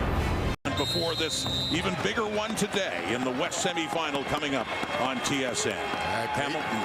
Great day of football continues.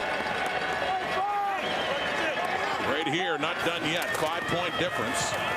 Ticats trailing by 12. William Stanback, and he is greeted. Garrett Davis, Malik Carney in on that tackle. Two Tiger Cat defensive ends crashing down to shut that one off.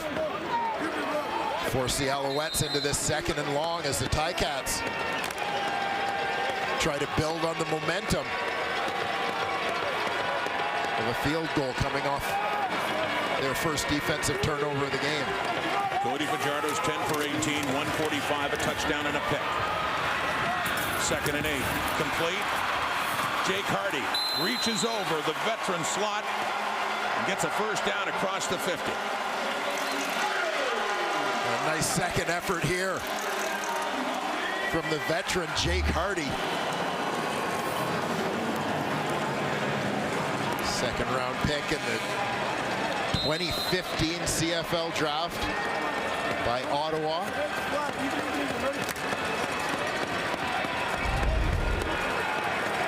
And a long time away from the game because of injuries in 2019. As he healed, went back and helped coach his alma mater, the University of Calgary Dinos. Play action fake. Fajardo. Oh, he thread that in nicely. That is complete.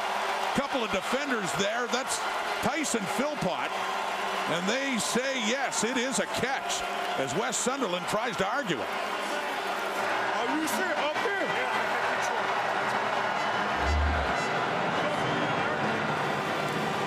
Take a look at this shot.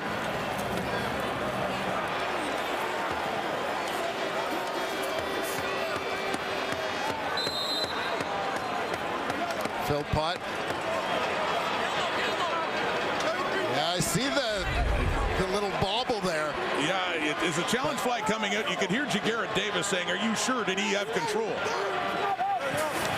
It's a catch. Right back over to Tyson Philpott. 23 yards, stands as a catch. Lost yardage there, but have another look.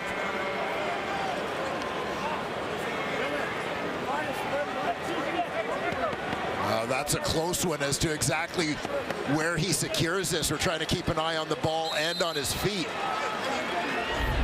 It all becomes irrelevant. 2nd and 11 now. Complete over the middle, open. Tyler Sneed, excuse me. Gets it down to the 15. We hadn't seen much of him in the second half at all. He had a catch back in the first quarter. Tyler Sneed, 23 yards, and another big first down, Montreal. Sneed, who emerged as the second leading receiver in this Alouette offense behind Austin Mack, despite starting the season on the practice roster.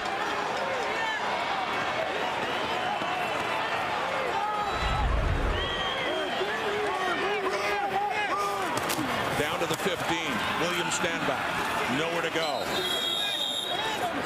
Dylan Wynn had a lot of time on the injured list this season. In for a big tackle there for Hamilton. Second and long coming up, and some words after the play.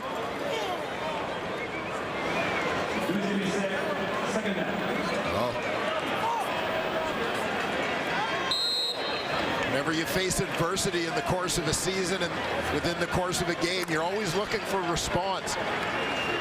After the Tiger Cats get that interception, march and put points on the board.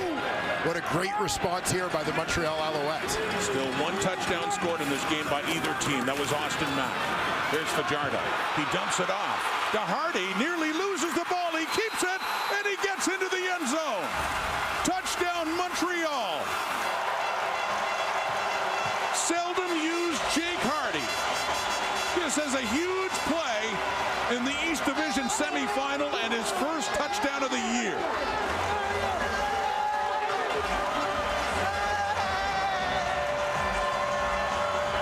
Well, Jake Hardy just 6 catches during the regular season, but coming up big with a couple on this drive. One for a second down conversion, the other for a touchdown. You know, and you mentioned, Rod, he spent some time in 2019 coaching at the University of Calgary. One of the guys he was coaching, Tyson Philpott, who also had that big grab on this drive. Perfect symmetry on this drive. The contribution from some ex-Dinos. Big-time contribution for Hardy. 6 catches on the year, 3 in this game for 31 yards, nearly lost it. Instead, he finds the end zone.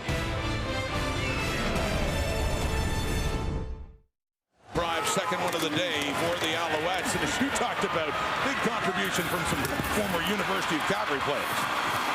Yeah, a couple different generations of Calgary Dino receivers coming up big on this particular possession for Montreal. Jake Hardy capping it off with the touchdown. And mixed in from East Carolina, Tyler Sneed with a big one too to get him closer. But what a day for Hardy. He won't forget this. 9-year veteran in the Canadian Football League has certainly had ups and downs because of injuries, but 3 catches in this game, and that touchdown that's moved the Alouettes in front 24-12. Tyreek McAllister on the return and up across the 40, but once again the Ticats have some work cut out for them. Down by 12 points. Little bird dance for Jake Hardy in Montreal. We'll be back. Bo Levi Mitchell now in at quarterback for the Hamilton Tiger Cats in relief of Matthew Schultz. We had heard that he would play, we just didn't know when, and now in a desperate situation, 4th quarter trailing by 12, it's Mitchell's turn. A couple of stints in the injured list in his first season with the Cats. He's only had 6 starts with Hamilton. Yeah, and we all kind of had the impression we would see Bo with more than 6.5 minutes left in this ball game. Sets up a screen to Butler. Breaks free for a while, gets it up to the 45. One of the all-time great quarterbacks in the history of the Canadian Football League for his time with the Calgary Stampeders. You look at the most career wins board, topped by Anthony Calvillo. But Mitchell standing in there with 92 for his time with the Stamps. Has won a couple of Grey Cups there as well.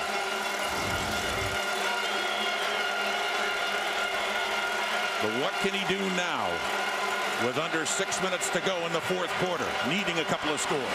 Stepping up on the 2nd and 4. He runs. Doesn't run often, but he does get the first down up across the 50. Gain of 5 yards for Mitchell. And you got to wonder, knowing that a lot of the Tiger Cats' deployment of their quarterbacks is based on situation, based on play calling, anticipating that now down 2 scores, just over 5 minutes to go in this football game. They need some big plays, got to push the ball down the field if this is where they look to the Bo Levi Mitchell section of the playbook. Up at the Ticat 51 now. Throwing deeper to the left, in coverage for Bayless. Looks like he had him. His helmet comes off and the ball comes out. Kabian Ento and Marc-Antoine Dequoy were in on the coverage, and Ento is hurt, and Bayless is also slow to get up on that collision. Yeah, Ticats taking a shot downfield in traffic. Bayless goes up to get this one. In between a couple of Alouette defenders. You see the range of Dequoy coming over to help his corner. Delivering the shot that jars that ball loose. He did thread it in. It was there to be caught, but after the hit, Bayless couldn't hang on, and I mentioned both he and Ento slow to get up. Ento still down, getting attention. First-year corner for the Alouettes on the wide side. Omar Bayless in his first year. And look at the company he keeps in terms of receiving yards in 2019 in the NCAA. A couple of greats from Louisiana State. Jamar Chase and Justin Jefferson. Current National Football League stars. Bayless putting up those big numbers. He was hardly used at all as a receiver this season on special teams in his first CFL game in Winnipeg, week 1. Had a touchdown on a block punt. And then we didn't hear much from him again until later in the season. Big game against Ottawa, and he's become a fixture in the offense for the Ticats now, ever since the injury to Duke Williams. So he's up. 2nd and 10. Ticat 51. Hamilton trailing by 12, 4th quarter. 3-man rush. Can he get away from Sean Lemon? No, he cannot. And Lemon called his shot before the game. He told Matthew Shinetti, I don't care who plays quarterback, I'll sack both of them. He has sacked both of them. Sack number 2 for Lemon. Yes, indeed. He got Matthew Schultz in the first half, and he got to Bo Levi Mitchell there to force a 3rd and long Ticats. Coming from the bottom of your screen, right side of that defensive line. Sean Lemon against Jordan Murray. Quick fake to the inside for his 7th career postseason sack. Late in the season, he had career sack number 100 to join an elite club in CFL history. So Hamilton punts. James Letcher with it. And nowhere to run down around the 23 after a punt of 57 yards. Baby, don't you lie. When you're tasting what he's drinking, are you thinking about me? When you're riding where he's driving, are you missing my street? Every time you close your eyes, tell me, who do you see? When you're tasting what he's drinking, are you thinking about me? Coming over tonight, wish that truck in your drive was mine, just like yours. Sean Lemon. Dwayne said what he told Matthew before the game. I'll sack them both. He's true to his word, and another big defensive play for Montreal. Trying to get closer to close this out and get another trip back to Toronto. Still lots of time on the clock, though. But in charge, a 12-point lead. And a big hole to get out of for Orlando Steinauer's Ticats now. Montreal football after 22.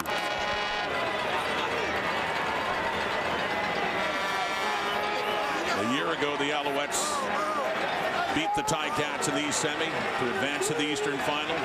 Trying to do it again. Williams stand back, left side. Lots of room on the left. He's got the edge and a whole lot more. Finally taken down across midfield. Biggest play of the day for Williams Standback. 38 yards for 31. Yeah, this is one of those plays where you feel like there's a body language thing happening by the way this play unfolds. As Standback got to the outside, I think he was surprised by the lack of resistance from the Hamilton defense out there. They're trying to clog things up in the middle, presumably anticipating that kind of run from Stanback at this stage of the game, and he flashes the Jets getting to the outside. Stanback's first 12 carries went for 35 yards. That one alone went for 38. And you know, at this stage of the game, Montreal might be just as happy to keep things on the ground. 3:39 in this fourth quarter.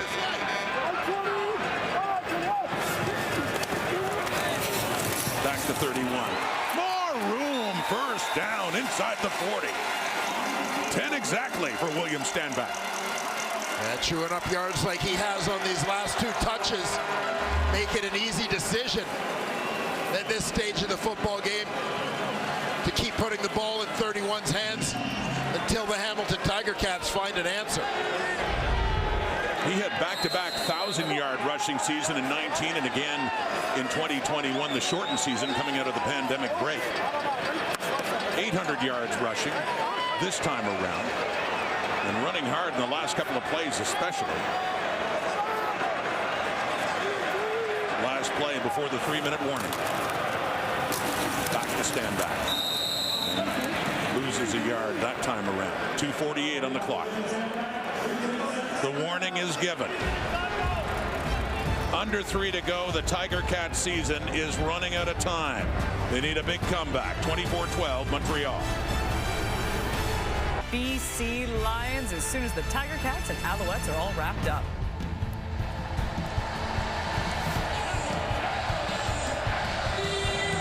All right, Kate, just a couple of minutes away, and the Montreal Alouettes are very much in charge with the football in the Ticat zone with a 12-point lead under 3 minutes to go.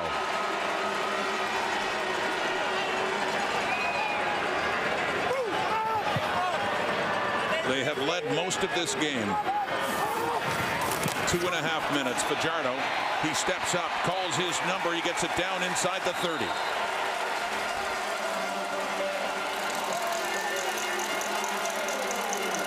Good play call, nice execution there with that hitch screen look to widen out the defense.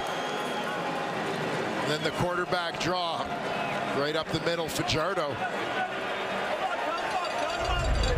Been terrific using his legs in this ball game. 4 carries, 62 yards for Cody Fajardo. Day in his own right on the ground, as has been on this drive, especially for William Stanback.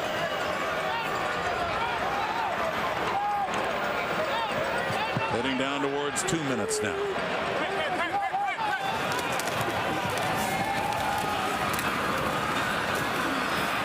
Stanback grinds out a few more. The runs of Cody Fajardo. Been some big ones, Dwayne. Yeah, he set the tone, I thought, early in this football game. Tucking and taking off with that one. We've seen it on a few more occasions. Shades of 2019, Cody Fajardo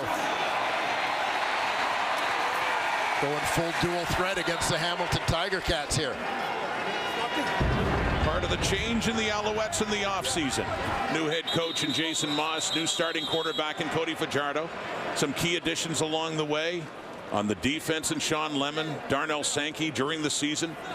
They've had big games. Well, yeah, that's one of the storylines that stands out to me in this game, and obviously, you know, X's and O's are a big part of the game of football, but I have a great fascination with how teams are built, and once you have all the chess pieces in place, how do you use them? And when you look at Montreal, this is a team that had some trouble because of the uncertain ownership situation, getting free agents to come in the offseason. Cody Fajardo, fortunately, they were able to make that move. His history with Jason Moss, a contributing factor there. But some of the things happened a little bit later when you talk about Sean Lemon and Darnell Sankey joining this team in season, and now you look in their biggest game of 2023 to date, and the massive impact those guys have had. Huge credit goes to Danny Machocha for the job he's done and the patience that he has had in putting this roster together. And Danny Machocha was the head coach of this team, reluctantly we should add, last year when he did take over, and he had made it clear he wouldn't coach past last season as the general manager. Happy to just take on that role, and brought in Jason Moss. They had a long association, of course, from their Edmonton days together. And for Fajardo, you heard Matthew talk about this, that Fajardo had said he wasn't sure if he was going to play again, didn't know what his future was, had it not been for Jason Moss in bringing them over to Montreal. And they're a minute 50 and counting closer to a date in the Eastern Final against Toronto. Stand back again. They keep it on the ground. On a 2nd and 6, get a little bit closer as the clock ticks down to 1:38. Yeah, things getting a little heated at the line of scrimmage. Cody Fajardo in there telling his guys to stay out of it.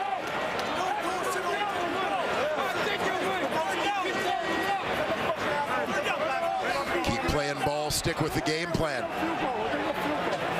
We saw Avery Williams on the sideline a minute ago.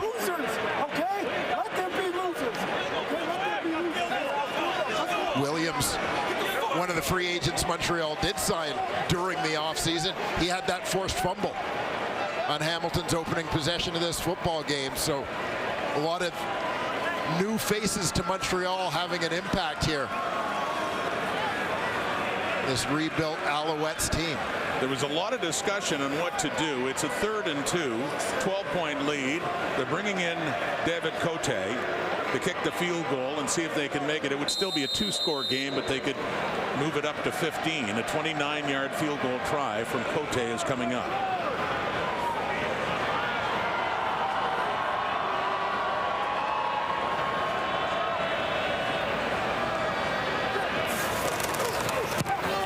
Puts it down.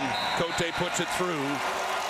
Alouettes lead by 15 with 1:18 on the clock.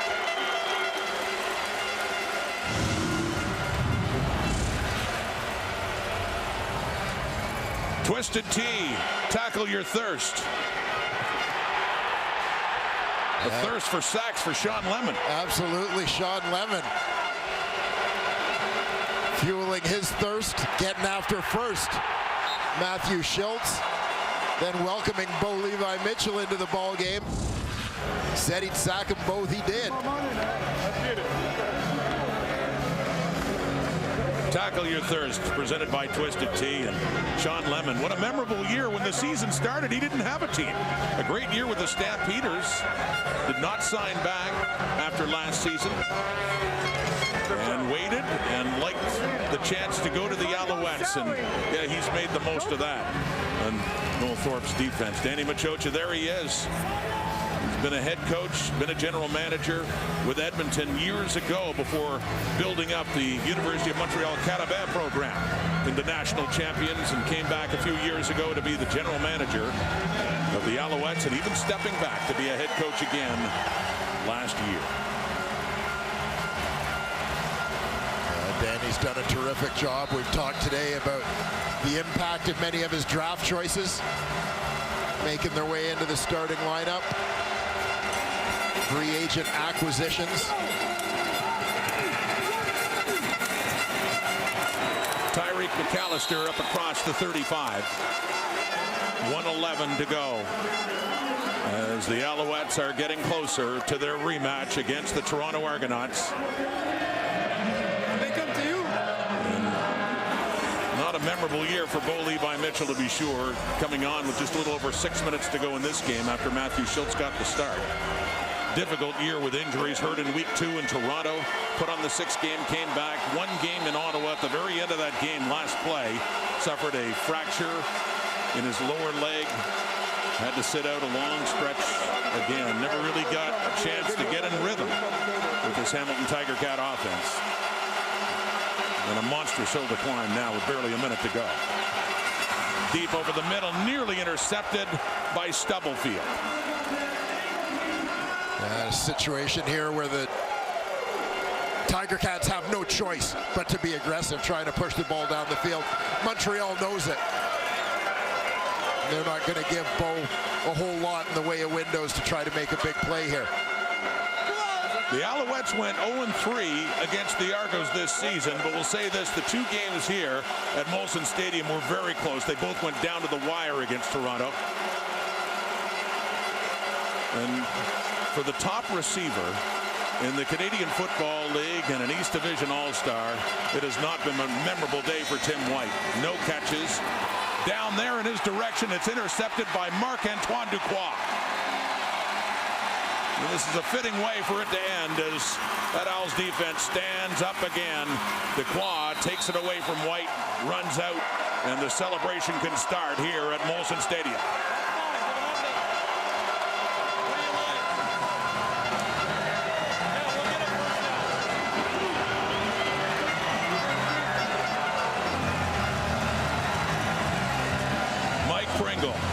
Leading rusher in the history of the Canadian Football League, looking on, and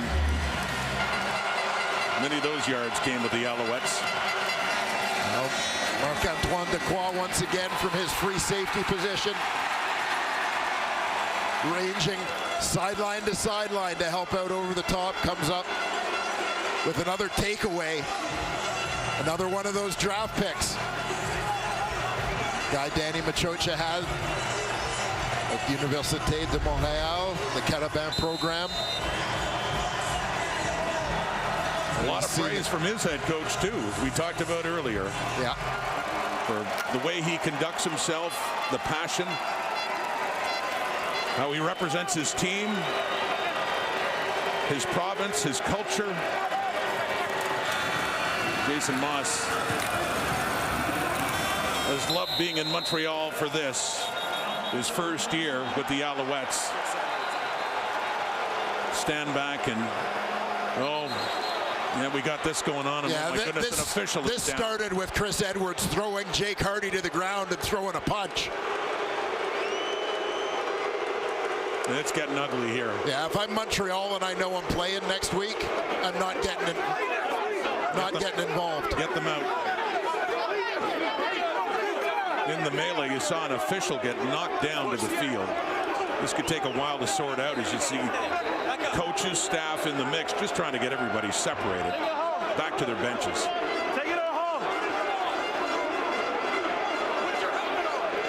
And you're right, at this point, Alouettes have a lot more on the line than the Ticats do.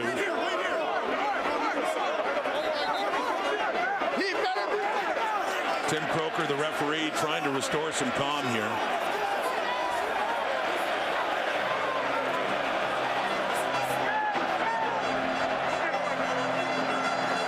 So this subdues the celebration for a moment at least, as the tempers flare.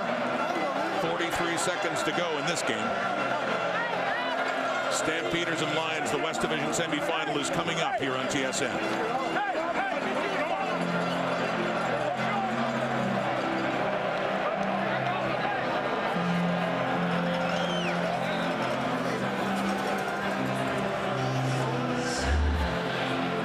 This started, watch off the right side of the formation. You're going to see Chris Edwards rushing. Jake Hardy comes up to the line of scrimmage to block him. Stay on this matchup. Edwards throws the Montreal receiver to the ground. Appears to throw a punch at the end of it.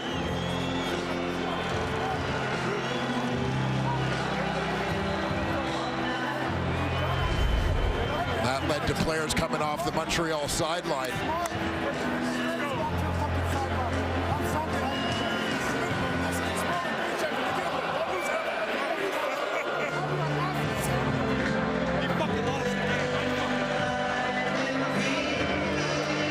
Sort this out. There might be a couple guys leaving. I'm just letting you know, both sides. I'm just letting you know. I'm gonna tell you this, they're going home.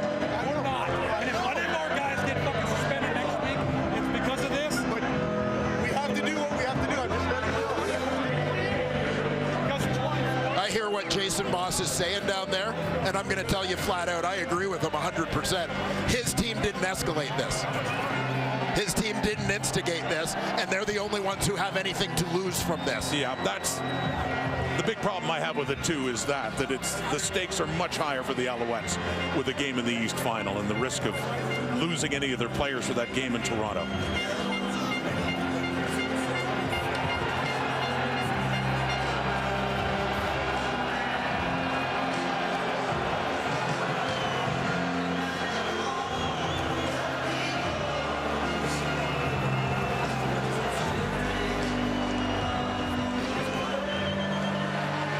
Parting shot there from Chris Edwards, who heads towards the dressing room.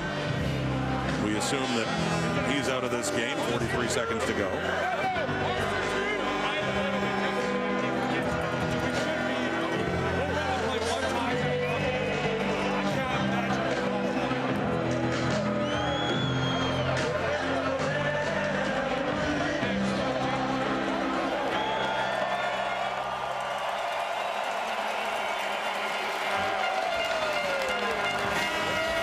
A bit of a sour ending here in this game, and it's been a sweet one for the Alouettes as they can look ahead a rematch against the Toronto Argonauts, the East Final, and that will be the right to go to Grey Cup 110 in Hamilton. You can watch that here on TSN, 2 Eastern, 11 Pacific, next Saturday. Run this one play, and fuck is Saturday. Saturday, Sunday. The Grey Cup is on Sunday. So we don't want to get people thinking that that's changed. That has not. That will be on Sunday. As usual, November 19th.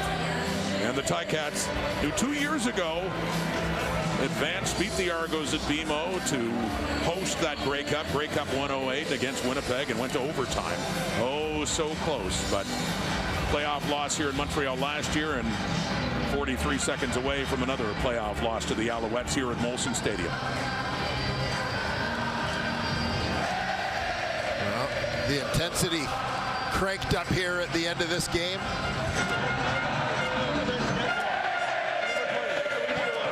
It just continues from here with the West Semi coming to you from Vancouver up next. And that'll be to decide who goes to Winnipeg to face the Blue Bombers in the West Division Final. Jesher and Antwi, one of the players talked about. Yeah, Antwi was the first guy who came flying off the Montreal bench and went after Chris Edwards.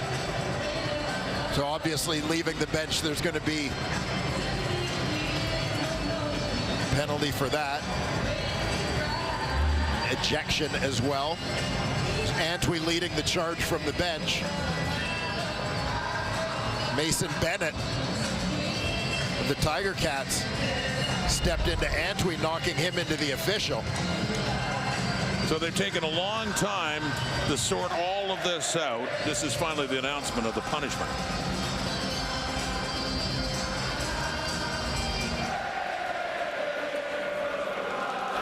We have multiple fouls after the play. All misconduct fouls.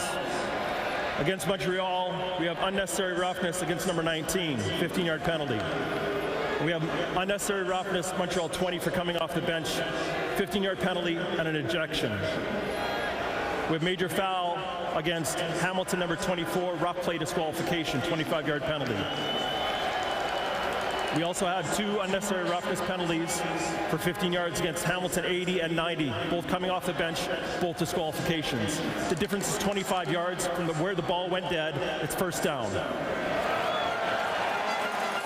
As announced by the referee, Tim Croker. So the bottom line, 43 seconds on the clock, still Alouette football and moving up. And there was a smile earlier on the face of Jason Moss, but back to some tension now with what just happened, and he's got a team that's going to be playing next week.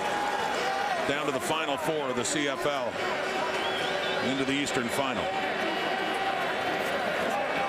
And by the way, as a footnote to all of this, for the Ticats, Jagarrett Davis mentioned that run he had of all those appearances in the Grey Cup. There you see him on the screen at the top, 56. He's never had a year where he has not gone to the Grey Cup, whether it's with Calgary, Hamilton, or Toronto. Well, that run of appearances is about to come to an end. 6 straight seasons with 3 different teams.